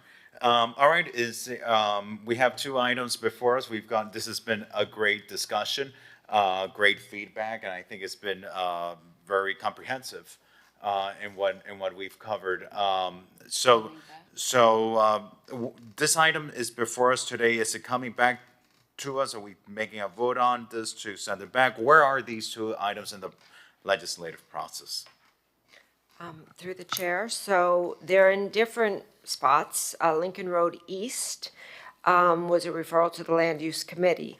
So staff is recommending that the Land Use Committee transmit a recommendation to the City Commission for a referral to the Planning Board. This, if deferred, could come back to you as well. Lincoln Road West was a dual referral. So this particular item was referred to this committee as well as the Planning Board. So our recommendation is that you transmit a recommendation to the planning board, but this could also be deferred and discussed further at this committee. No, I think motions are proper at this time. So is this already going before the planning board, or the planning board is pending, something being sent from this body to them? The planning board is pending a recommendation by this committee. Okay, so, I'm happy to entertain a motion, keeping in mind, that myself, I'm gonna keep in mind the feedback of this body, because I know that, once this goes back to the city commission, it's gonna need 6 votes. We already have one colleague that has already said that she is, voting no on all of these items. And so we need to take seriously the feedback we're getting here. Again, I'm supportive of this because these are investments we're making in our historic districts, to improve historic assets, help us preserve these historic assets, support the declining economy of Lincoln Road. I don't want to say declining economy of Lincoln Road, because there is good also happening on Lincoln Road. But we also have the opportunity to bring in housing for our residents. So members of the public wishing to speak on this item, please approach the podium. If you're on Zoom, you can raise your hand. I see Michael Comras has his hand raised. Michael, welcome. You have 2 minutes to speak. Thank you. I want to thank the board and the staff for taking the time to and addressing bringing full-time residents back into Miami Beach. Eyes on the street is key. People who care about their streets is key. And of course, I'm very happy that you're speaking about Lincoln Road. Lincoln Road is, to me, is like a failed mall, just like many malls around the country today that lack diversity and interest. Creating a mixed-use environment where you create people who can live, work, and play right on Lincoln Road creates that community that was referred to before. Having people live upstairs and in units and bringing their dog down, grabbing a cup of coffee, getting their lifestyle needs met is key to the future of what we're all trying to achieve. People care about their streets. Creating attainable housing obviously is super important. And I think there's obviously a place for affordable and other sorts of housing. But I do think that sizes of units can be smaller to attract younger people who want to live here on a long-term basis. And I was a little concerned about capping or limiting the size of those units and perhaps maybe making them smaller to allow them to be more attainable. I think setbacks also are something that really need to be considered. Setback in height, when you're looking at Lincoln Road, you have 100-foot depth lots, primarily up to Euclid, and then the lots go to about 140 feet deep. You know, when you have a 50-foot setback right off the bat, and then a 25-foot setback off the corner, you're immediately setting back and creating a formwork which is intended to provide the light and air, but isn't necessarily what could be best for Thank you, the Michael. particular site. Thank So you, I would Michael. just- Thank you. Mitch Novick, unmute yourself. You have 2 minutes to speak. Welcome.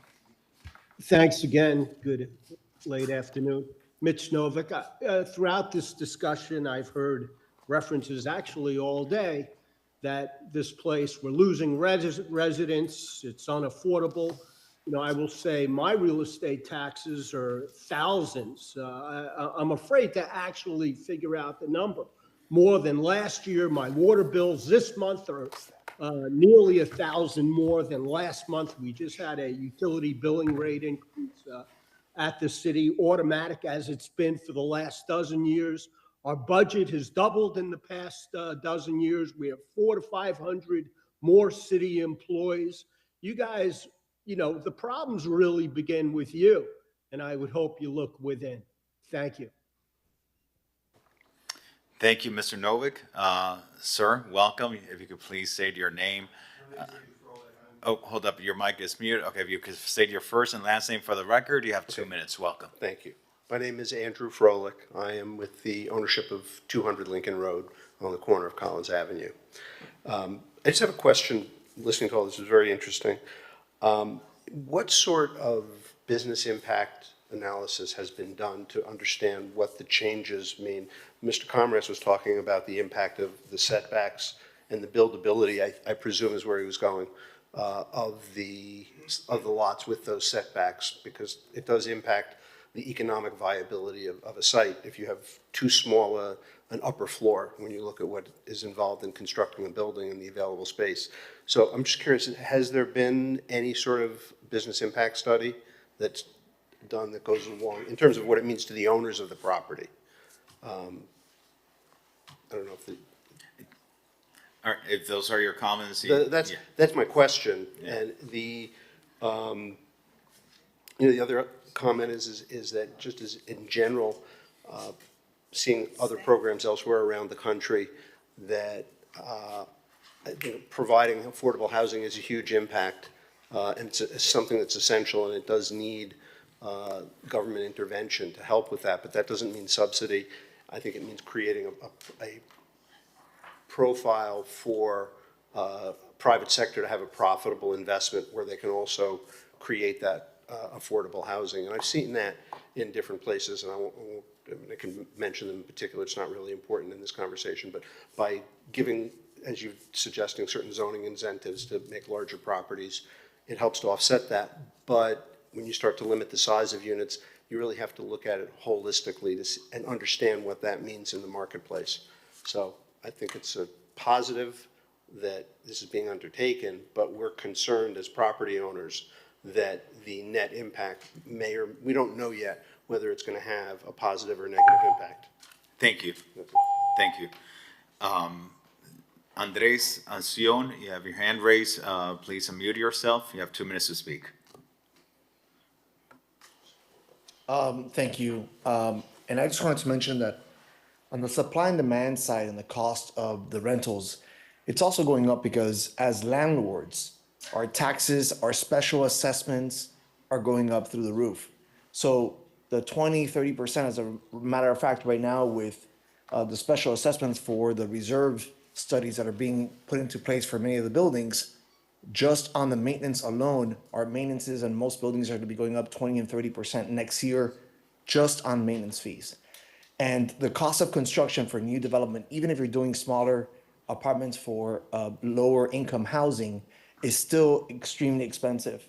I think we spoke about it before, Commissioner Fernandez. I think that really the plan is if the city could look into buying more properties that are currently built and try to restrict that rental income, as a collaboration will be a lot better and more affordable, as an additional play to additional apartments being built that are for affordable housing that should definitely be thought of. Thank you, Andres. Sir, welcome. If you could Hi. state your first and last name, and you have 2 minutes to speak. Yeah, my name is CB Shear, and actually we have some slides, so if we could have a little more than 2 minutes. No, we I'm had a sorry. This presentation is a put public together. opportunity to be heard. You have 2 minutes to speak. You can feel free to email the committee. I mean, we had some slides that we. I'm previously sorry, had on sir. here. This is a public opportunity to be heard. All members of the public have 2 minutes to speak. If I give you more time, I got to give the rest of the public Okay. more time as well. Okay, well, we're the owner of the CVS on the east side of Lincoln Road, and we're actually one of the largest landowners in terms of mass on that side of the street and have about 32,000 square feet of lot area. Under the sort of proposed increase in density and with the setback, we found that our site can really kind of only support about 84 units. When you look at removing that setback, it grows by about 12 units. And what's interesting about our block is that a lot of sites are only 100 feet deep. When you impose a 50-foot setback, their lots are basically undevelopable. So I think what we need to do, and I think it was, talked about earlier, is incentivize elegant solutions to increase density. We talked about TDR transfers that could also be an elegant solution to that problem, but really incentivize vertical development of that street. Otherwise, we're not going to see a lot of change. Thank you.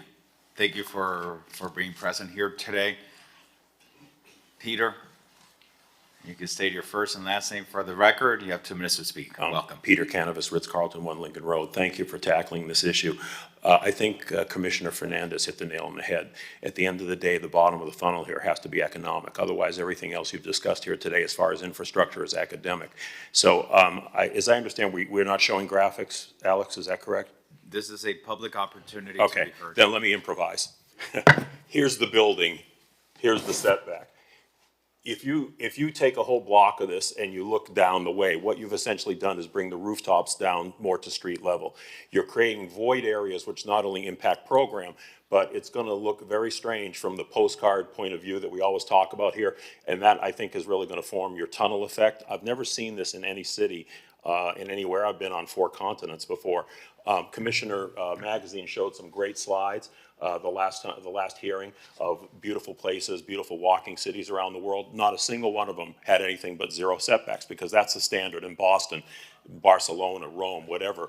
And we have a perfect 1.5 to 1 ratio of 100 feet and 150 feet, which is considered the golden ratio in urban planning, which creates great outdoor areas. So I think that we also have to take a look at the fact that your premium apartments are going to be looking down on a rooftop. They're not going to really notice Lincoln Road so much. They're going to be noticing more rooftop than anything else. The other thing is, I did a little analysis. You can fit every single lot on the 200 and 300 block onto our site at Ritz-Carlton, and then we have room to spare. What I'm trying to illustrate by that is that smaller setbacks and smaller FAR may work on larger sites like that. But if you're talking about producing an economic program with housing, I think you really have to reconsider or take a much closer look at these parameters, because most of these lots are not going to have sufficient economic program to redevelop, and in some cases are going to be undevelopable. And at the end of the day, you want this legislation to be transformative and motivate people to do the intent that you want. Thank you, Peter. Thank you. Good afternoon. Please state your first and last name for the record. You have 2 minutes to speak. Sure. Good afternoon, Mr. Chairman. Michael Larkin, 200 South Biscayne Boulevard, here representing Ritz-Carlton Ownership Group. I'm here in support of this legislation for all of Lincoln Road, particularly the 200 and 300 blocks. You know, when Commissioner Suarez was talking about correcting the deficiencies in infrastructure time of permit, that's correct. You know, under Chapter 163, local governments have the ability to adopt level of service standards. If any proposed development would violate those standards, the local government can't say no. They have to say yes. And when they say yes, they say you have to give the applicant opportunity to mitigate. So here, the mitigation could be, it would be piecemeal, but at least it would be the developer bearing the cost rather than the city trying to issue another GO bond. The city has even that bonding capacity. You know, FPL does this all the time when they supersize the transformer vault that's within your property. They do that to add extra power to the grid. Under the term sheet between the Ritz-Carlton and the city, there's an obligation to spend additional dollars on the sewage line there, which is made out of clay.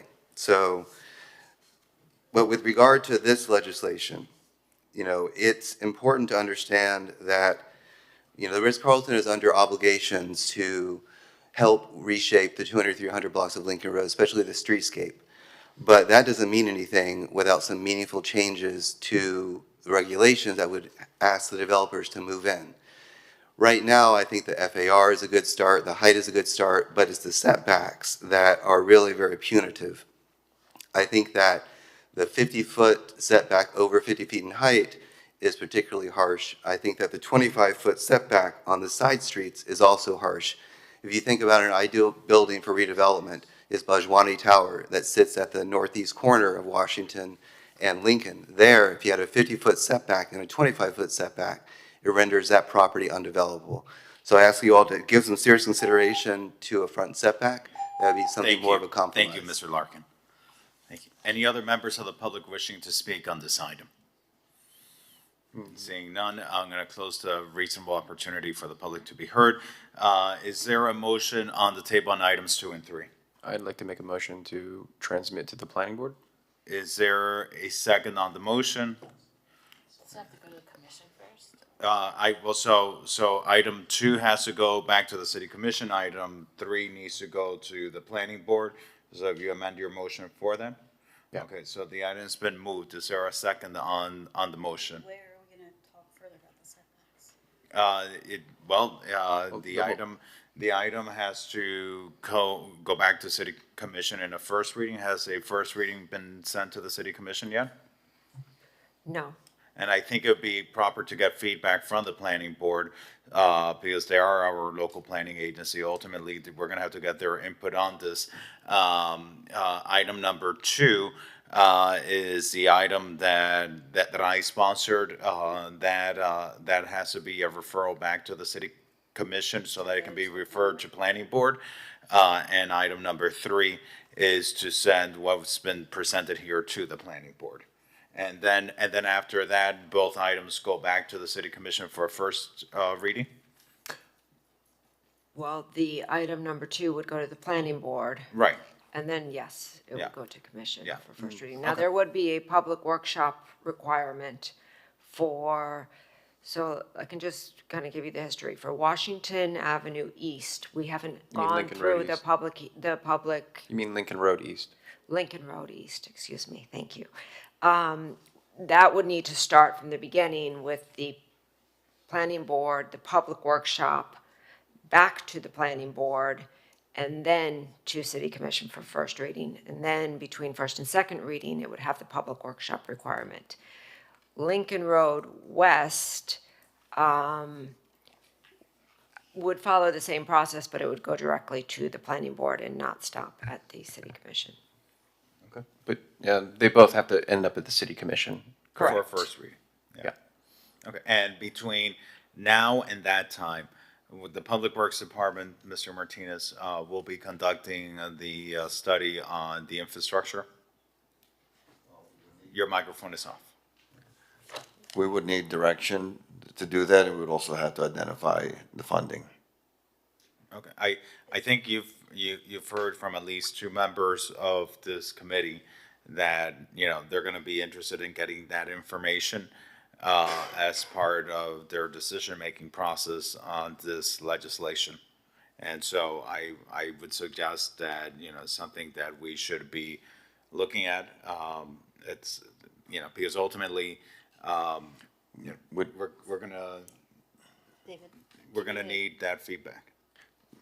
Mr. Chair, would you entertain a referral to finance to seek the money?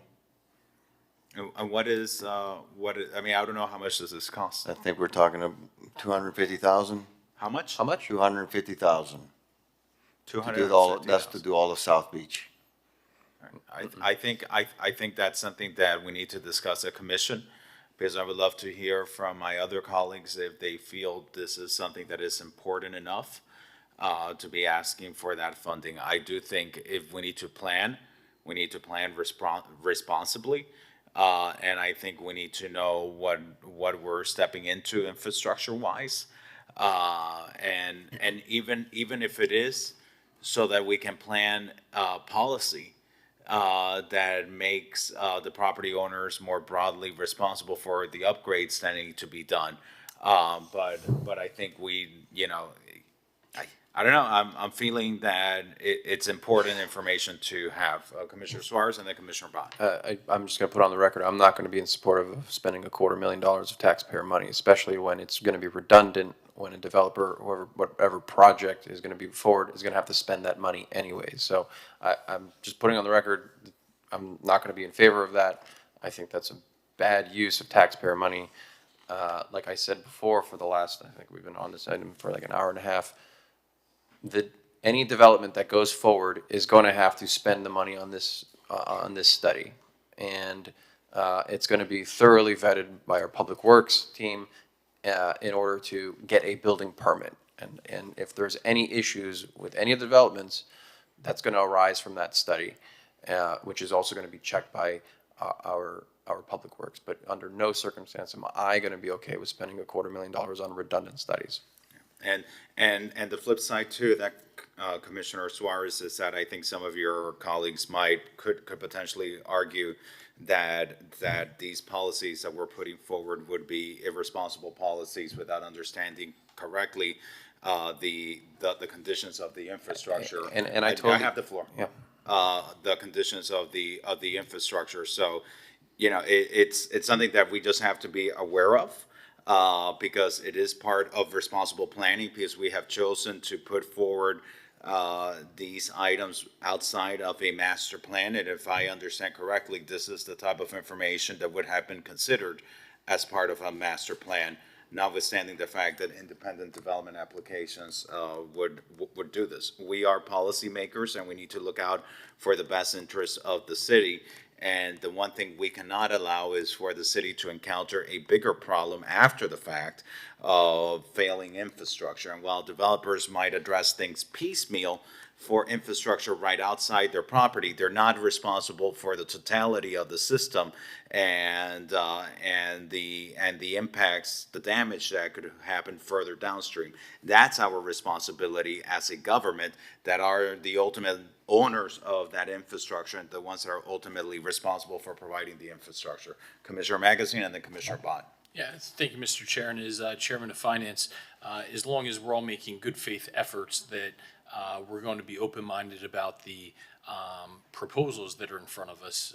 However we want to plan effectively, I'll be in support of an infrastructure study if, as long as my colleagues are making good faith efforts that, you're not committing to going forward with the proposals we have in front of us, but you're certainly not a definitive no, and we really want to make a good faith effort in getting these infrastructure projects back. But I also think it would be wise to put these on parallel paths instead of just waiting 6 months to get this study back. I think we can continue moving this through the proper committees as we wait for that. So, as Chair of Finance, I'd certainly be supportive of hearing at our committee.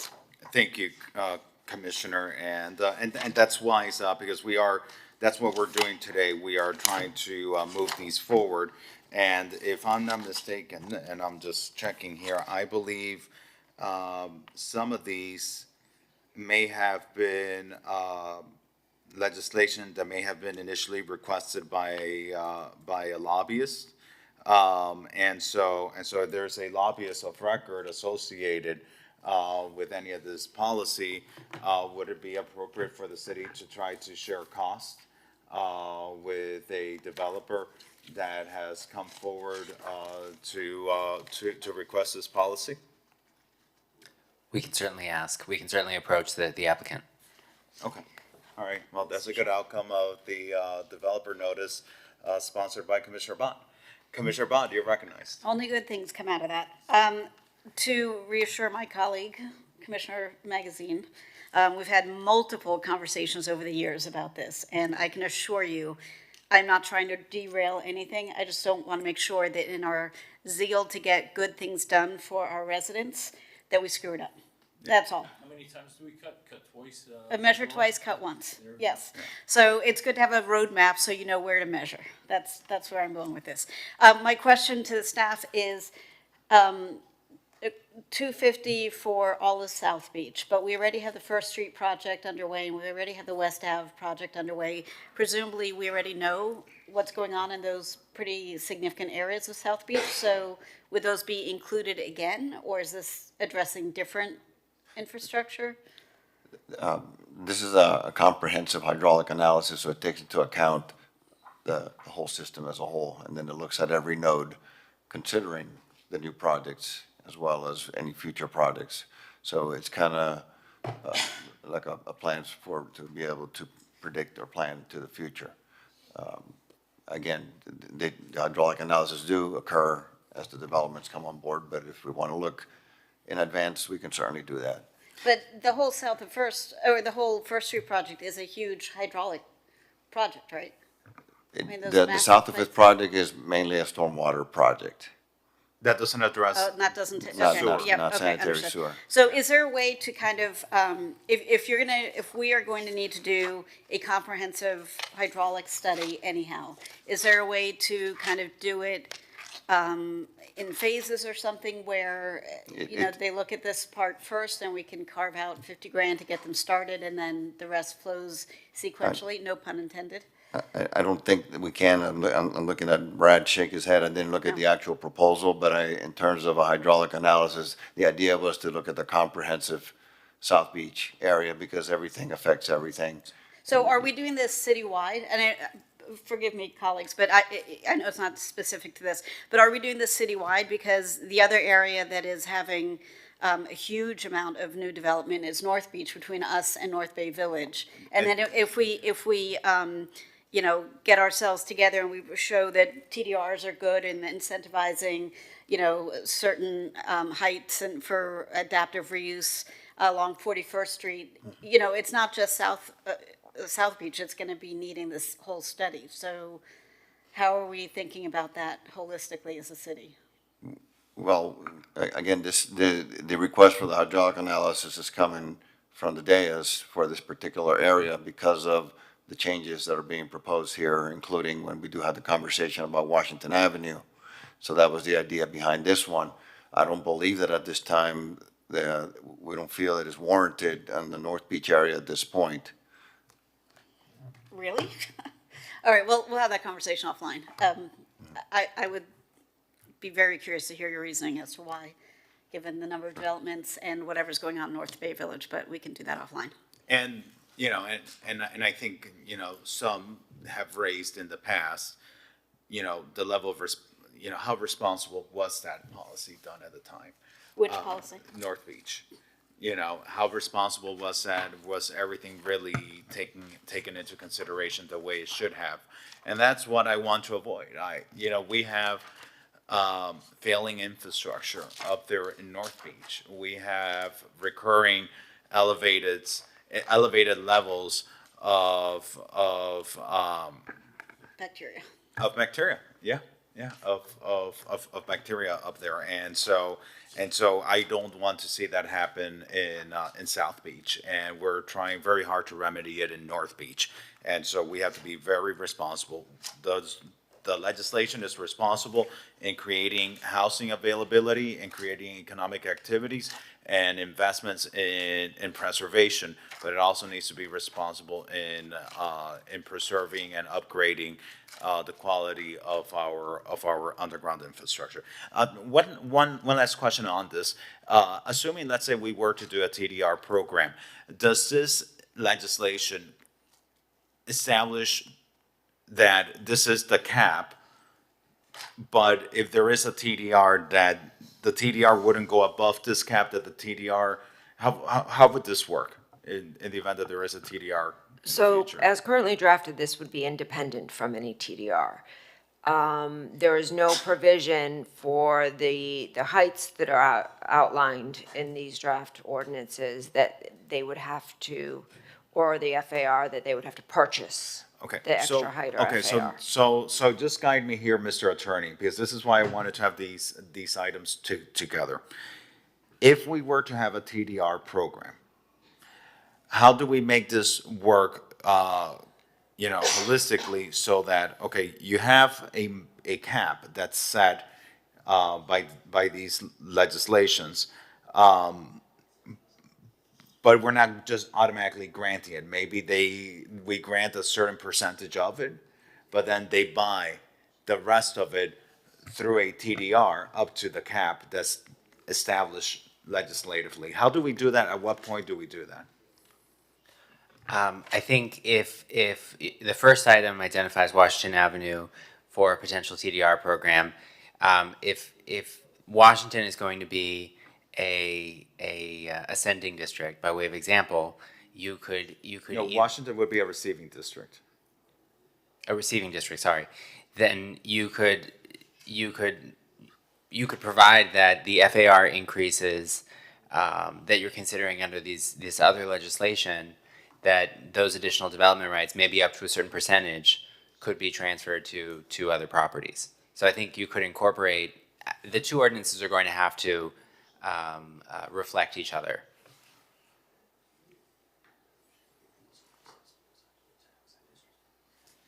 Debbie, did I state that accurately, or? Yeah, that's correct. I think if just to clarify, if the 3.5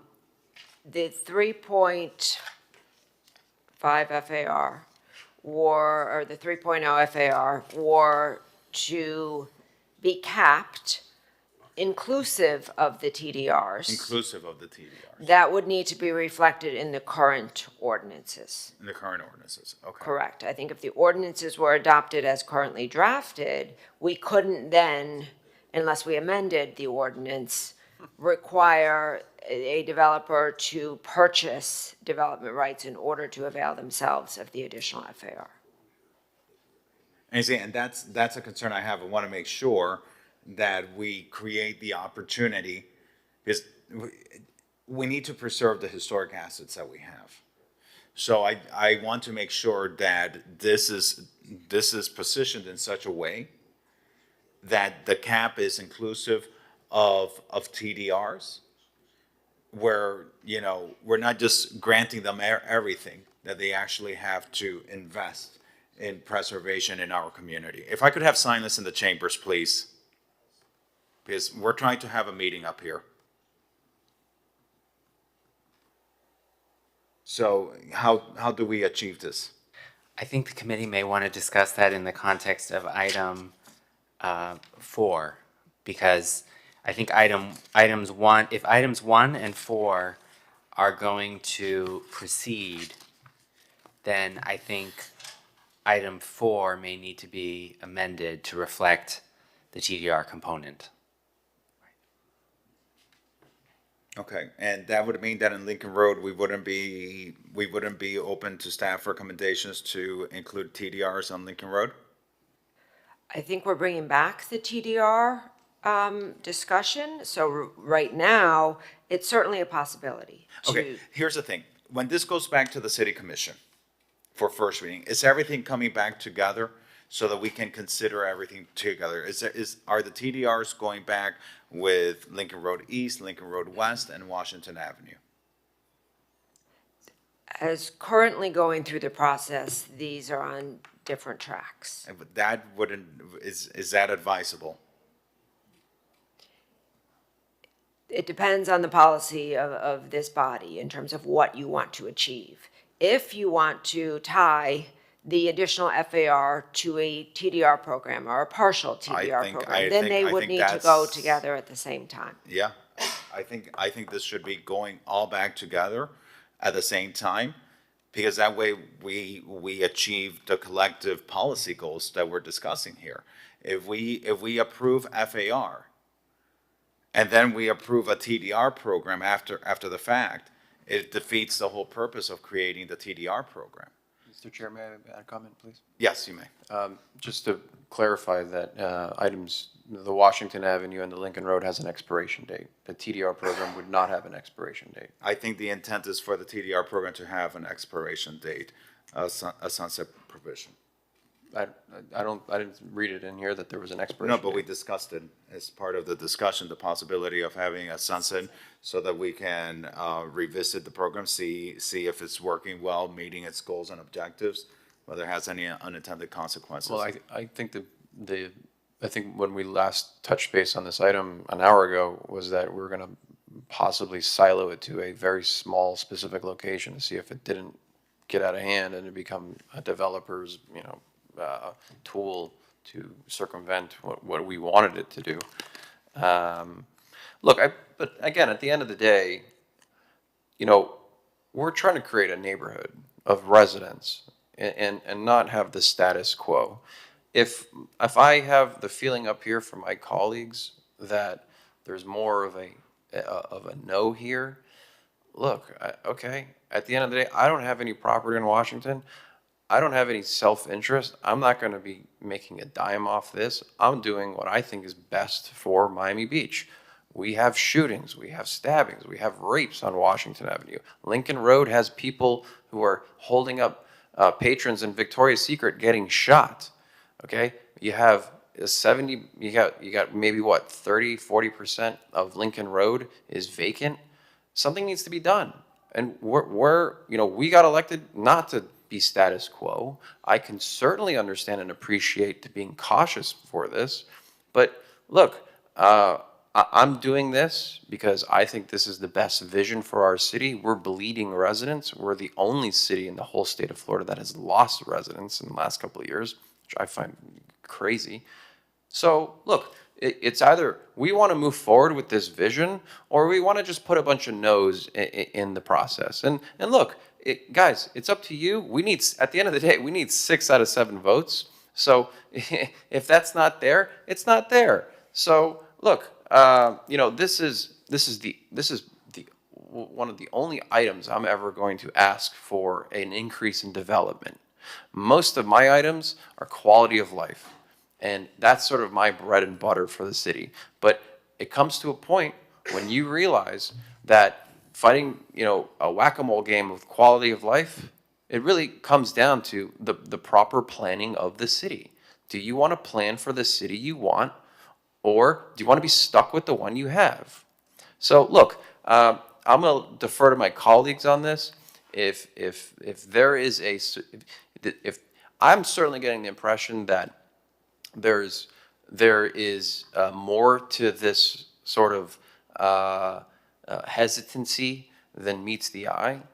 And look, I mean, I want to have a Miami Beach that my children can live in and be thankful for.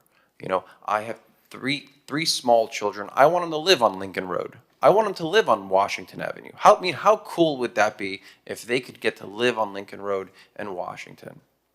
And, for us to be up here and throw all these roadblocks, and the previous commissions, and have all these roadblocks, and listen, again, this is for residents, okay? I'm even willing to cap the unit size so that it's not going to just be a bunch of luxury units. I'm even going as far as saying, like, we need to limit parking so that we don't have, we tailor the market to people who just want to walk everywhere. We have to decide what vision do we want Miami Beach to be in the next 20, 30 years, because let's be honest, whatever we decide up here today isn't going to be built in 5 years. It's going to be probably built in like 10 years, and we're going to be long gone.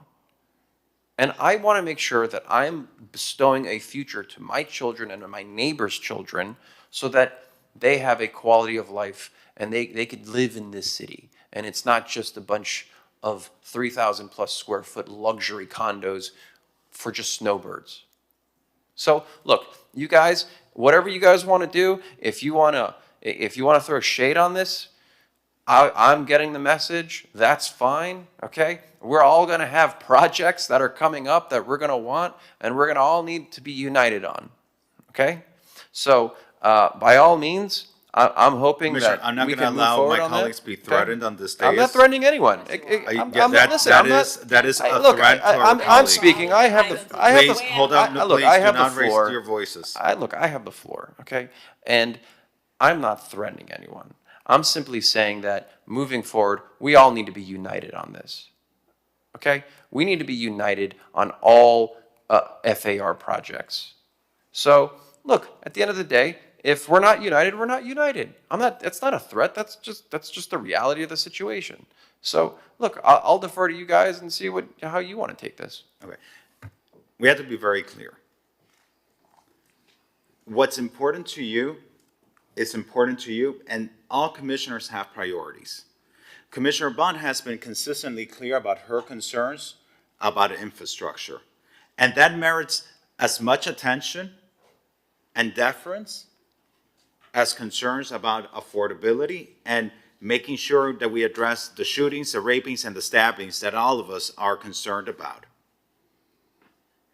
And we can't say that Commissioner Bott's concerns about the infrastructure are out of place because there are rapes, shootings, and stabbings going on.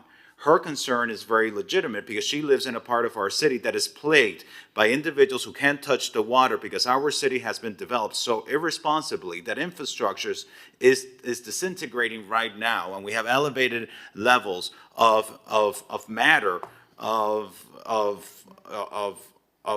bacteria. But yeah, I'm trying to find a nice way to say the C word. Yeah. That people can't touch the water. And that is as important as all the arguments you are making, Commissioner Suarez. Preserving our historic buildings is also as important as everything that you're saying. And they all deserve to be listened to. It's not your highway or it's not your way or the highway. everyone's points need to be considered in order to get anything done here. We need to consider the infrastructure, and we need to consider the general context of the character of our community, because it's my own legislation too. My own legislation won't get the 6 votes necessary unless we address these issues. And so I think we need to just be mindful. No one is telling you no to your legislation. I have not heard a no coming out of here. What I've heard is, let's move forward, and let's move forward responsibly. Commissioner Bott. I'm not sure that you meant to cast aspersions about why people were moving slower than you would like. I will presume it was a misstatement. I'll give you the benefit of the doubt on that. I don't think anybody is saying no to anything. I think what everybody is saying, yes, but let's make sure we get it done correctly, because for too long, things get done in haste and not correctly, and then we come back and people who seek to benefit from the new policy do a switch and bait, and all of a sudden you go from 75 feet to 150 to 200 feet before you know it. So I think we have very united goals for our city. You know, in the ideal world, we would have a master plan that takes the entirety of the city and looks at how things would be developed and what things can go first and what infrastructure needs to be built, how and when.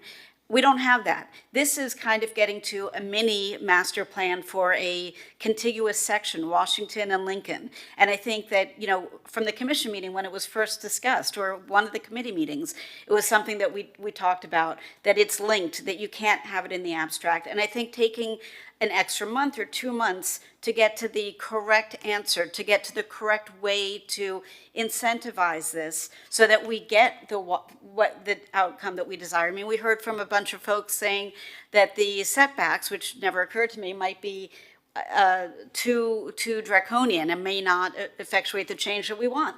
Maybe that's a conversation we should have with staff. I don't know. I'm not an expert in this. But to just push forward and say it's correct the way it is now, let's move forward with the way it is now. When we have some valid questions and need some additional information, I would rather take a little bit of time to get it right rather than force it through and not have it yield the results that we want, because we all want better affordable housing, better attainable housing. We want a walkable city. We want toilets that flush on the regular.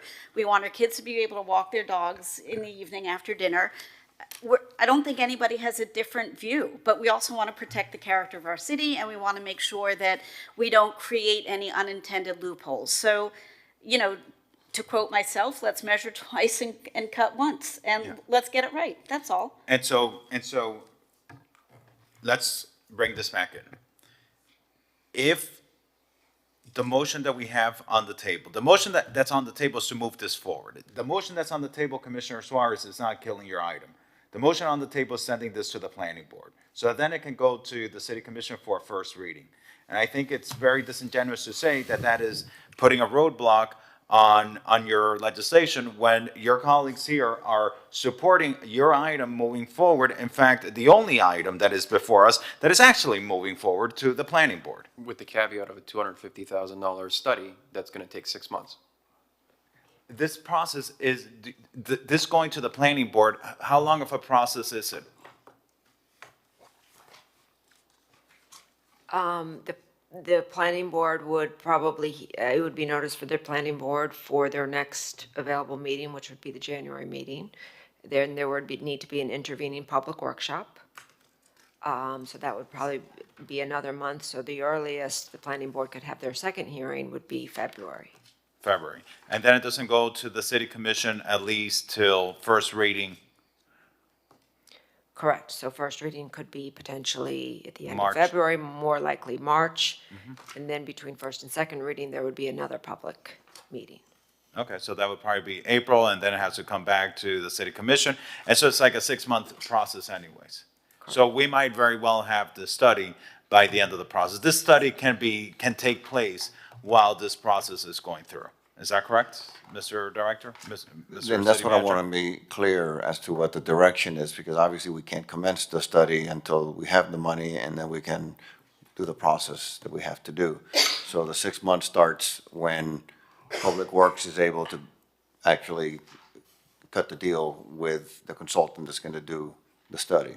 So I just want to make sure I'm clear so that, for expectations. And that could be how long? Well, this would have to be a budget amendment or some other way where we find the money. So if it's a budget amendment, we have to decide, are we concerned about our infrastructure or not? Are we not concerned about our infrastructure? And again, I'm assuming you're recognizing me. I don't know how many times I have to say this, or how many times I can make myself more clear, or the Public Works Director make himself more clear. In order for any developments to go forward, the developers have to make their own study, see if it impacts the neighborhood, and if it. And have you ever seen a developer's traffic study? They always tell you. This is different, though. No, it's not different, Commissioner. It's not different because I've read these studies and I've had to make decisions based on these studies. And Commissioner Magazine sat on the planning board, Commissioner Bott sat on the planning board. These developers pay people to do studies that frankly, I've never trusted. I don't trust the independence of those studies. They'll tell you, oh, the road, there's not going to be an impact to the roadway. Well, try to get out of my house at 3 o'clock in the afternoon and tell me whether there's an impact to the roadways. If I can respond to that. And so I think we have to be very responsible with the legislation that we are advancing. And we can't just say for the sake of expediency to say, we have to move quickly, we're not going to consider this. I think we need to consider it so that we can incorporate it into our planning without holding up the legislation. If I can respond to that, I don't, traffic studies isn't concrete. When you think about water and infrastructure and sewage, that's a mathematical reality. They test for the maximums. It's the difference is apples and oranges as far as, because you can have plenty of traffic from a development that has, for example, a hotel where you can't really calculate how many people are going to come and go. I mean, you can guess, but when you do a study on sewage or water, it's pretty cut, clear, and dry. So again, look, guys, I see where this is going. Totally fine with me. Okay, like I said, I don't think that it's a good use of taxpayer money to spend $250,000 on a study that's going to be studied anyways. And look, if this is how you guys want to go, and because it certainly seems that between a budget amendment and a finance meeting, you're looking at maybe three months, maybe if you have the votes, and then you have to have another 6 months of the study. So we're pushing this, a year?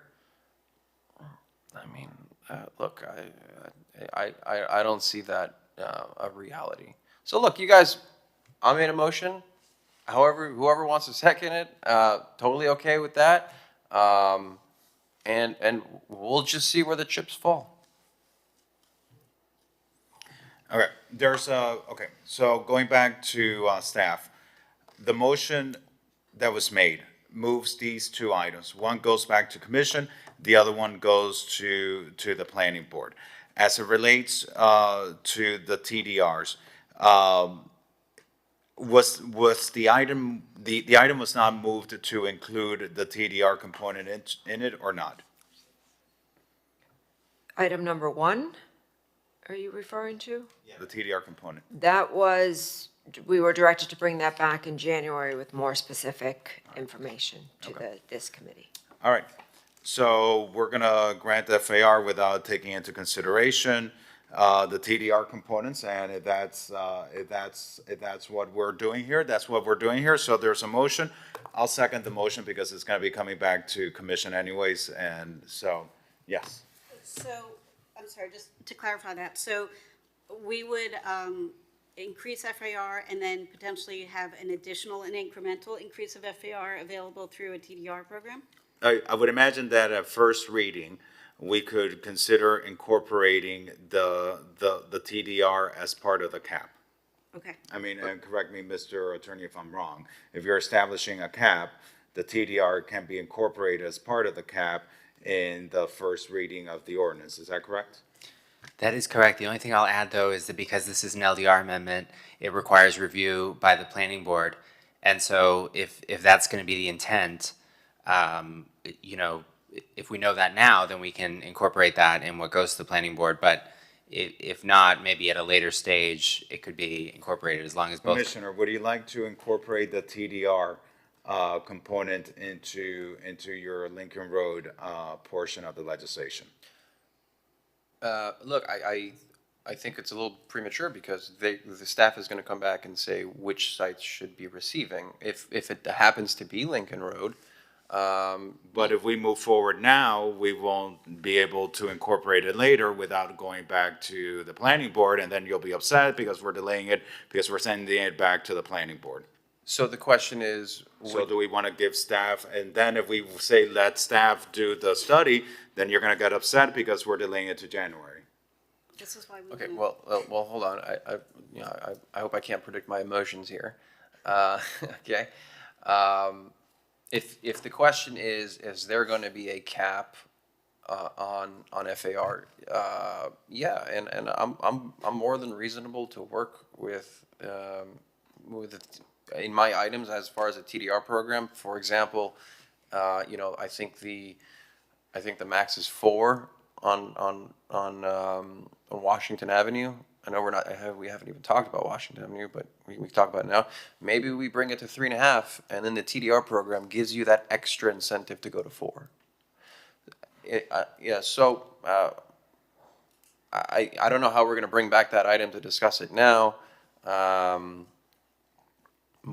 I'm certainly agreeable to work on it. Okay, so what does that mean in terms of your motion? Okay, so, Madam Director, why don't you give me some options? Okay, so what I'm hearing is that the committee may be open to referring the Lincoln Road West to the planning board with a favorable recommendation and with the additional recommendation that the FAR be capped below the proposed maximum and that a certain percentage above that be allowable as a bonus for a TDR. Within the given time frame of the expiration date. So I believe Washington Avenue and Lincoln Road have a 7-year expiration date that should run concurrent with any sort of TDR program. Okay. And as far as the incentive, I don't know, the incentive or the delta between what is allowed by a right and what could be allowed, you know, you mentioned that there really isn't that much FAR in Flamingo Park, for example, left. I don't know how my colleagues feel about this, but I'm certainly okay with a 0.5 FAR increase. So we would give Flamingo Park a 0.5 FAR increase in order to sell it to Lincoln Road and Washington Avenue, as far to meet that 4 cap. I don't know how my colleagues feel about that. It's up to you guys. Say that again, I'm sorry. Allowing up to a 0.5 since the availability in the Flamingo Park neighborhood to the unused FAR is minimal. It's not that much. It's a limited quantity. I guess it's a good way to test it to see if there is a demand for it.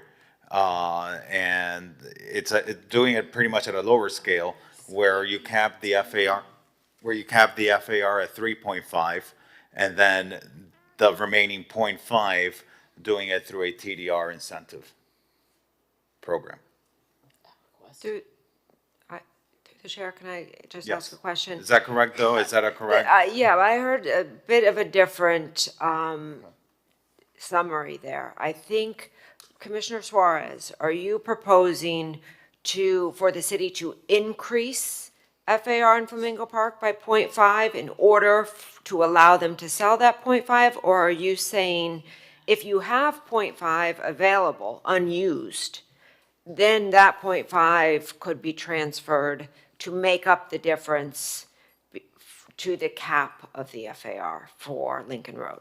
I think in the beginning of this meeting, you mentioned that Flamingo Park doesn't have available FAR to give. And so in order for the program to work, we would have to allow Flamingo Park to have an increase in FAR.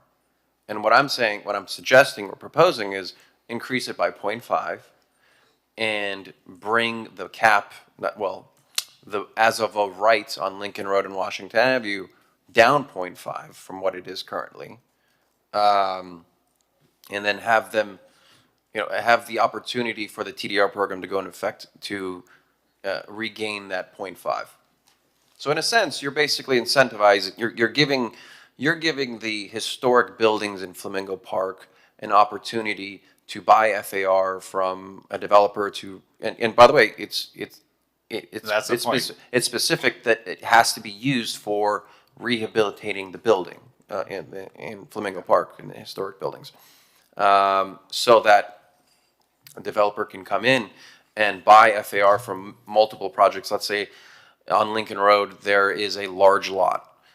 I'm assuming he's going to have to buy FAR from multiple buildings, from one of these small Art Deco buildings, which will greatly enhance the building and be able to get to the cap of 4, of whatever we're proposing here today. So that's how it can work hand in hand, and I'm certainly okay with that, Mr. Chair. Listen, I'm fine with that for as long as if this extra FAR can only be used for purposes of selling it to a receiving property, and the money that they get from that goes back into the preservation of the property or into some sort of rental program on the property. Something like, not all properties need to be restored, but perhaps in some cases it could help us work on affordability. Commissioner Dominguez. Thank you. What I worry about with this one is I met with the Flamingo Park Neighborhood Association, and they don't want any more FAR in their area. Has any of this been discussed with them? That's why the item that I brought forward and Commissioner Bott had co-sponsored, and she's doing stuff for North Beach, had to do with incentivizing without FAR, having the incentives deal with fee waivers or holding their hands through the permit process and things of that nature. So that's what I worry. Exactly what Flamingo Park said that they did not want is what's on the table. And so when Flamingo Park made those statements, was it that they were concerned about the development in their neighborhood that would come about? So they were concerned about the FAR leading to development in their neighborhood, is that correct? Right, they wanted So incentives. this does the opposite. Okay. This FAR would only be like a bank of money for them, where it could not be used for development. Correct me, Madam Director, if I'm wrong. Okay. That's correct. It could not be used for development in Flamingo Park. It could only be sold to a receiving property. Is that correct? And I thought the receiving property was in Flamingo Park. That's where my confusion came The from. receiving property in this case, under the current motion, would be on Lincoln Road. And potentially on Washington as well. Is that correct? Correct. Okay. Or potentially any other staff recommendations. I Yeah, think you in the got future as Fifth part- and Alton excluded. I mean, but Yeah. technically we didn't exclude it, but you kind of got where we're feeling on this. Yeah. And also, I wouldn't, this could be a bank that can help a lot of properties. Properties achieve preservation or even affordability, depending on how we decide to use this. And I'm not sure that we should limit it to 0.5. I don't mind giving them 0.1 because not everyone might be willing. 0.1. You mean 1.0? Yeah, 1.0. Because not everyone might be willing to sell, and there could potentially be a demand for this FAR, and that ultimately means that that's money that's going into preservation, or that's money that could be going into covenanting a property to affordability. And so I would, if we're going to go through that process, I would just say, let's help them more rather than make it more restrictive. We can cap what the receiving properties can get, but I wouldn't, I would, you know, I would consider, I would let the planning board consider that, whether it's 0.5 that we grant them, whether it's 1.0, let them consider that based on the numbers and the economics of it, and how much good could that do to help properties achieve preservation. Commissioner Magazine. Mr. Chair, I really like what you're trying to achieve here, where if we're going to have development, we're going to essentially then also facilitate the preservation of our cherished historic properties. Another way, and it's something that I'm happy to work with the Land Use Board, there's something called in finance tax increment financing. They're TIF. TIF, often issued as bonds, and it's almost a similar concept. It'd be more holistic, where if we essentially designated Lincoln Road and Washington Avenue because they are in close proximity to Flamingo Park, and you would essentially say, okay, right now you have X. However, with these incentives, you will have X plus 1.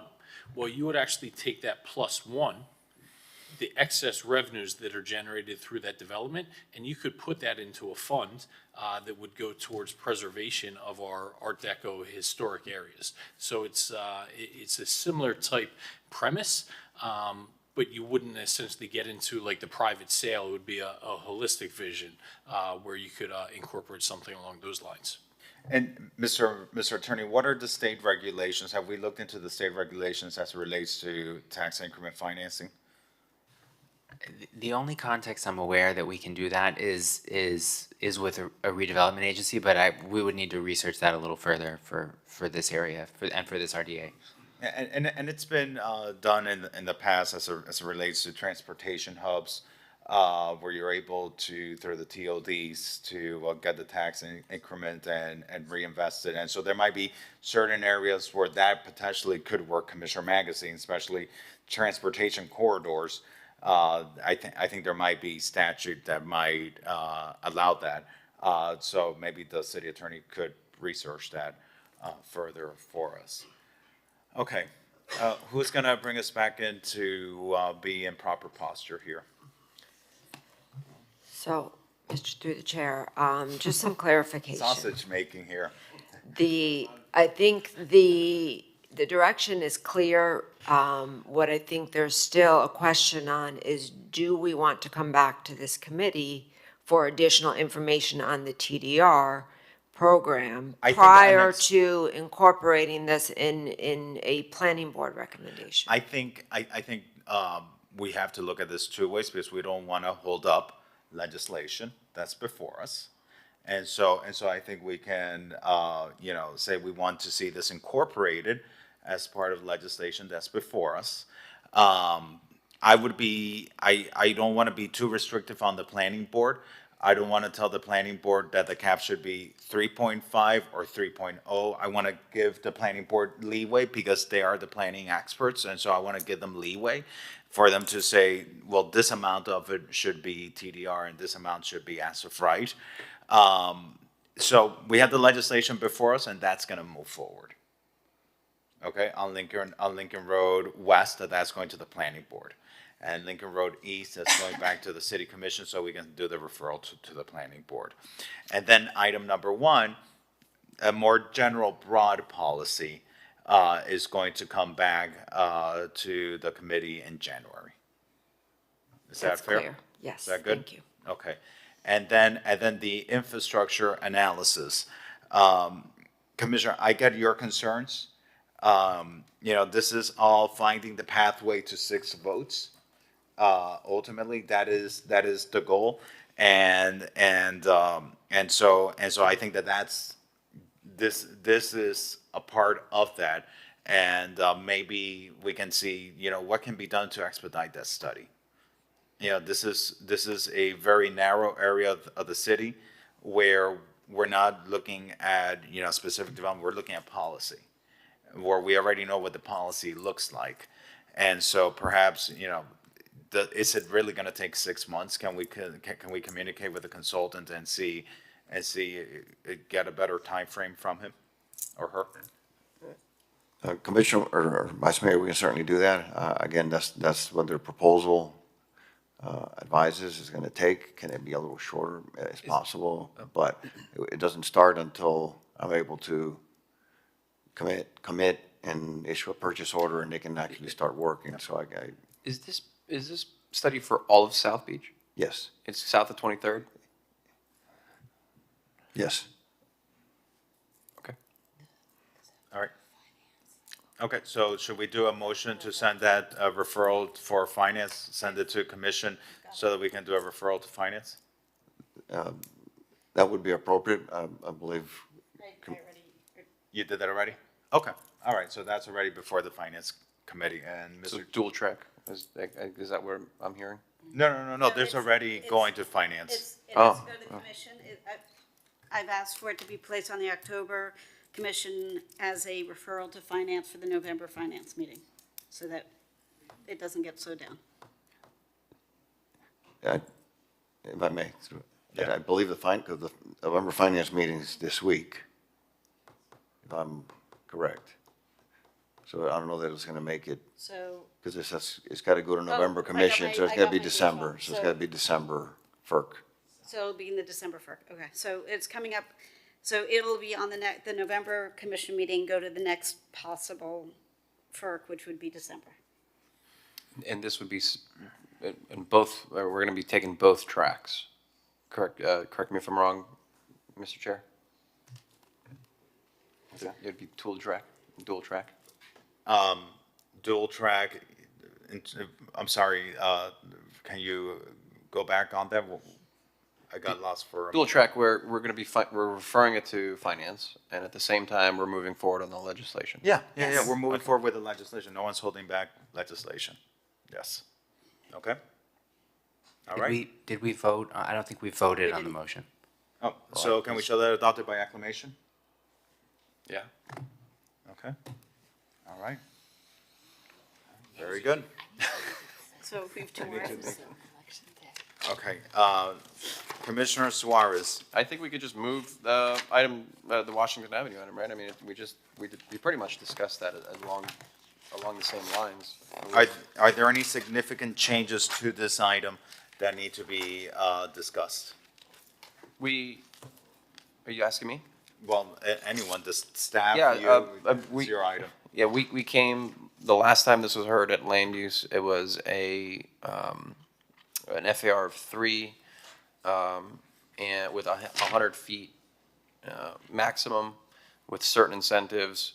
After studying this with one of the developers, David Martin, we did a careful analysis, and it wasn't enough for a strike price of some of these lots, and so I simply requested to go from 3 to 4. From 3 to 4, okay. Correct. And there's an increase in density from 150 to 175 dwelling units per acre? Correct, on the comprehensive plan. And like we just discussed in the last couple items, I have no problem, bringing this down from a 4 to 3.5 with the TDR program, going up to 4 as a further cap. incentive. As a cap? Yeah, correct, for the cap. But I believe, correct me if I'm wrong, Mr. City Attorney, that we have to agree to a 4 cap here, and in the And then meantime. the planning board has the Correct. flexibility of giving us their input. That's right. Okay, because what I don't want is to tell the planning board if it's 3.5 or 3, like, I want their feedback on what that should be. This is very aggressive policy, but I think Washington Avenue is in dire needs of this. Dire need of energy, of investment, and there will be people that will be mad. There will be people who will call into these meetings and say falsehoods about us. And that's what happened in the earlier items. But people, if we do this and this ends up being what it is envisioned to be, people won't be able to call us and accuse us of not being visionaries and not trying to transform the area away from rape, shootings, and stabbings. They won't be able. They might try to accuse us of other things, but they won't be able to accuse us of status quo on affordability of housing. They won't be able to accuse us of not looking to reignite the economic engine of the region. They won't be able to accuse us of not taking actions on stabbings, on shootings, and rapes. And so things are, you know, it's not easy. It's a lot. You know, are we making any accommodations for parking, minimum amount of parking for deliveries and ancillary uses of some of these properties? Yeah, I can let the director speak to that. Yes, thank you. So the required loading will still be provided for these projects. There's no waiver of the loading spaces. There's also a provision that the deliveries or guest parking can be accommodated to match the loading zone requirement. And there is allowable, if the developer shall choose, there's no parking requirement, but the developer may choose to introduce a minimal amount of parking if desired. But there would be no parking for the residential units. There is the robust micro-mobility component. The idea is, and this is a new concept, but listen, I'm around the city all the time and I see micro-mobility more and more. So that would be the concept of this type of residential development. But for workers and for deliveries, there would be required areas. Okay, Commissioner Bott. So a couple things. One, I want to make sure that also it's not just for deliveries, but for people who are servicing the apartments, plumbers and electricians and whatever, there's a place for them to park in the building. Correct, that would be required. And I want to make sure that we are talking about no more than 100 feet and no more FAR than 4.0 max. That is the currently drafted. So including any ordinance. TDR. Including any TDR. That is the maximum. And so, you know, for those who are worried about this turning into Brickell, that is clearly not what is being proposed, nor Mischaracterization. a wild mischaracterization of what we're imagining. And also the likelihood that every single building along Washington Avenue is going to change is unrealistic. And so, you know, the goal is to get this sort of crenellated variable skyline so that you have some that are 100 and some stay where they are, and you know, through some of the things that we're proposing to incentivize rehabilitation of older buildings, that you know, people will invest in some of the stock that's there without knocking down and building new. But it pains me to give more height and more density, but I don't see any way forward other than to trying this. And this is not a citywide proposal. It is on one of our most challenging corridors, which can be the poster child for urban transformation. So I would move it.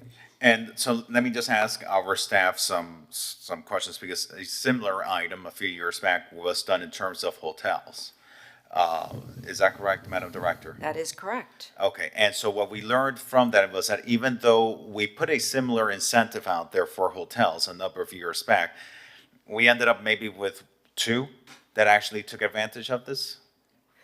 We had 3 applications, 2 were actually constructed. 2 were actually constructed, and that was for all of Washington? Yes. All right, so for all of Washington, we had a similar application.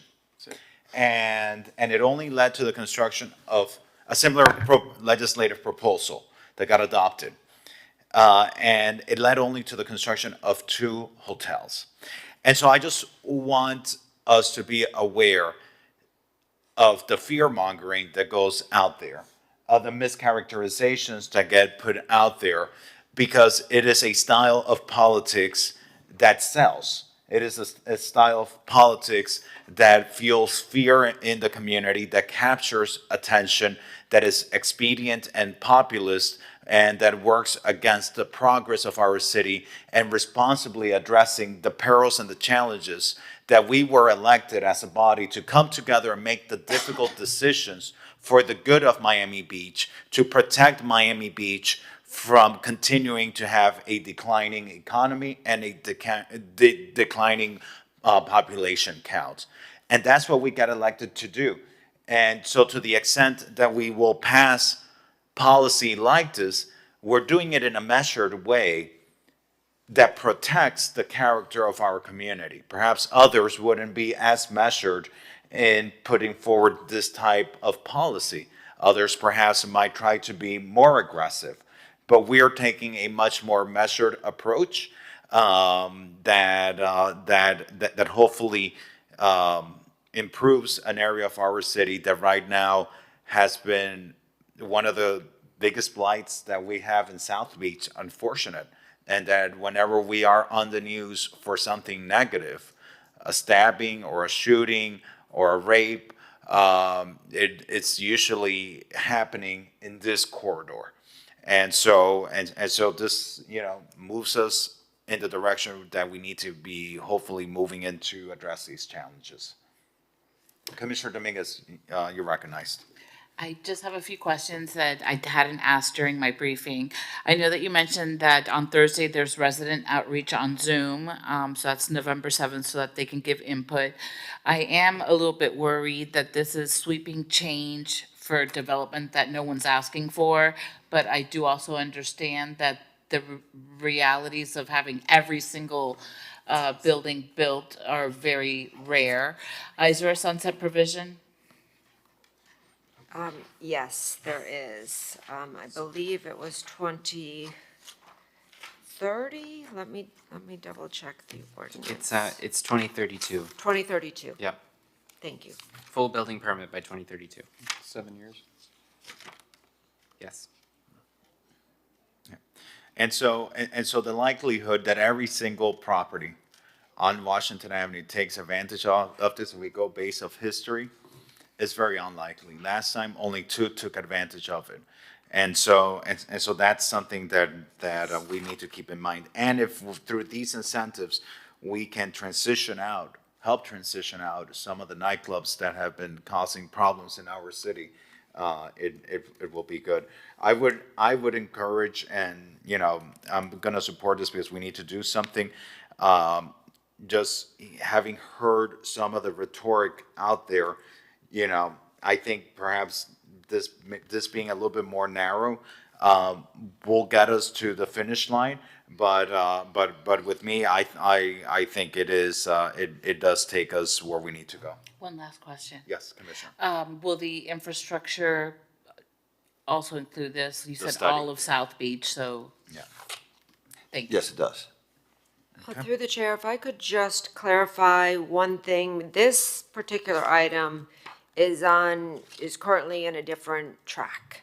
This item, as Commissioner Dominguez had noted, there is a public workshop this Thursday evening that's on Zoom. This has already been heard by the planning board at one hearing. The planning board, that was on October 29th.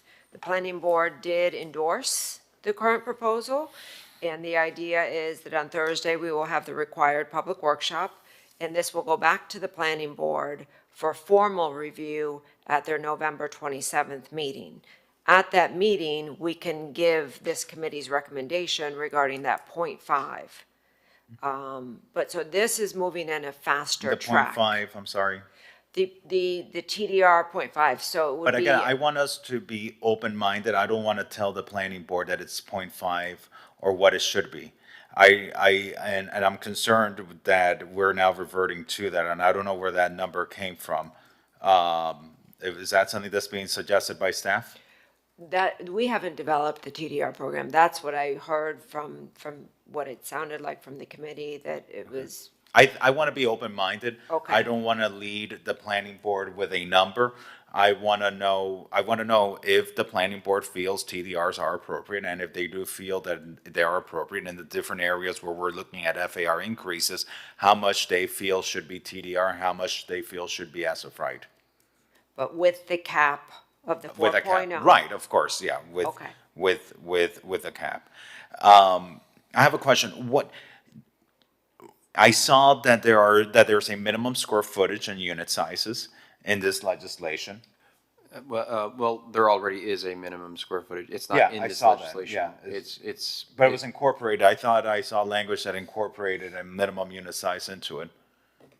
we updated the ordinance to include the minimum 500 square feet. 500 square feet. And there's a maximum also of 1,200 square feet. Correct. And the intent of the maximum, Commissioner, is? The intent of the maximum was to limit ultra luxury residential. However, there has been discussions, I think, on the dais of our commission meeting where we want to give a little bit more flexibility to larger families. And I'm okay with increasing that to perhaps 2,000 square feet. What I would like is, because I do think we do need housing for families in our city. That is a big lack of inventory that we have. If we do that, and even under the current policy, I think it would be prudent to have a certain percentage of units for, what I call the forgotten middle, and we've discussed this publicly in the past. The forgotten middle. Yeah, the missing middle. You may have households of 2 people that each one might be making 70,000. And people don't think of them as people that are having difficulties finding housing in the city, but they are. They are individuals who have difficulties finding housing in this city, and they could be contributing to our economy, but they're moving off the beach to find especially new inventory that they can afford off the beach.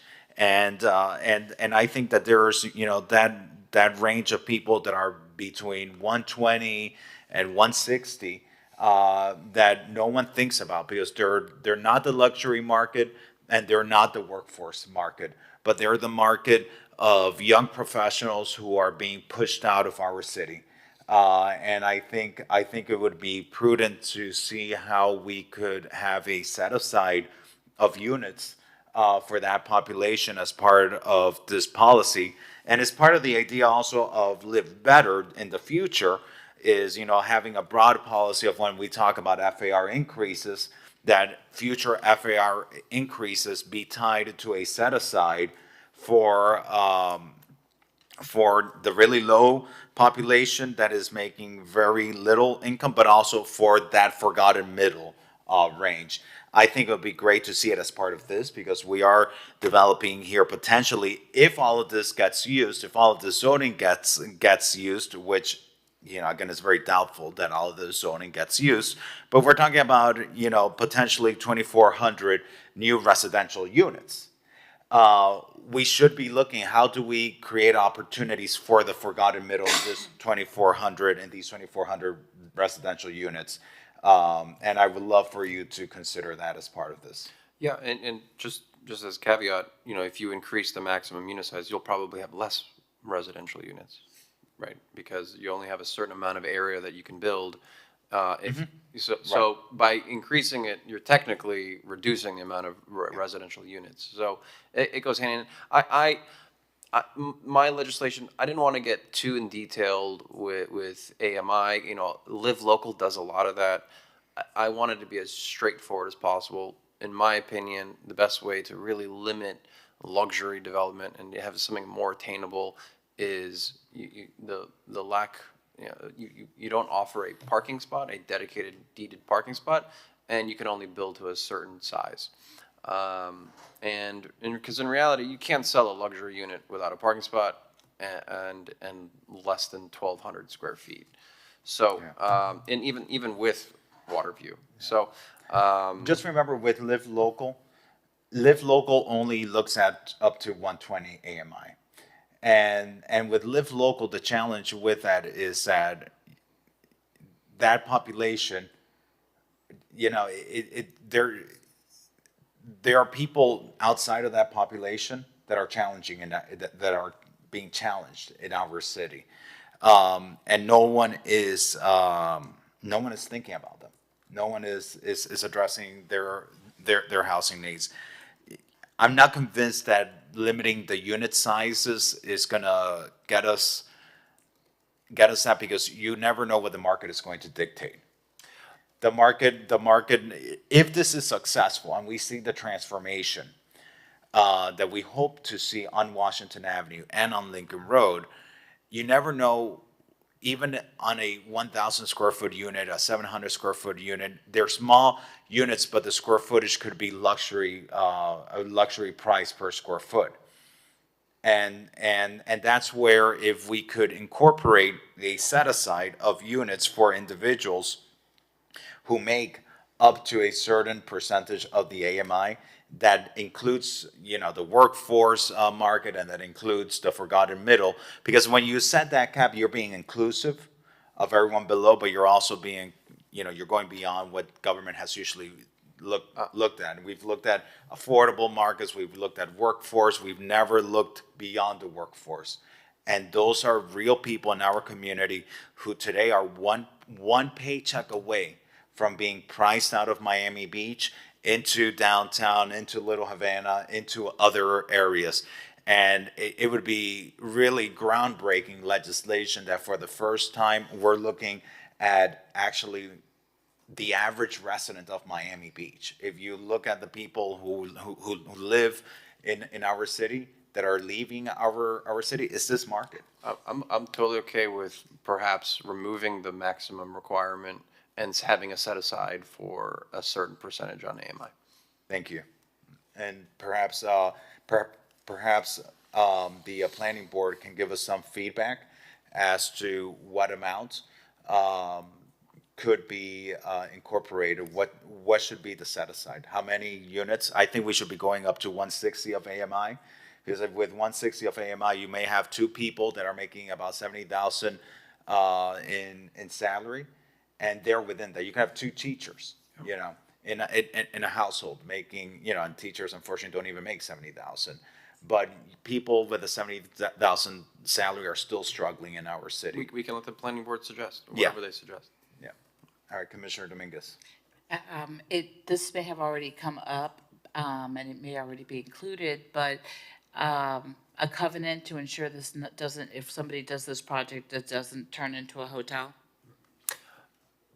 I think it's in the covenant section of the legislation, and they've incorporated language that if a future commission ever wishes to revert that, it would require a 6/7 vote of the Miami Beach City Commission. Is that correct? And yes, and that's language that that the chairman is going to be sponsoring on an upcoming commission agenda. So I think the planning director has started to include it, since these are moving forward before that new item is coming.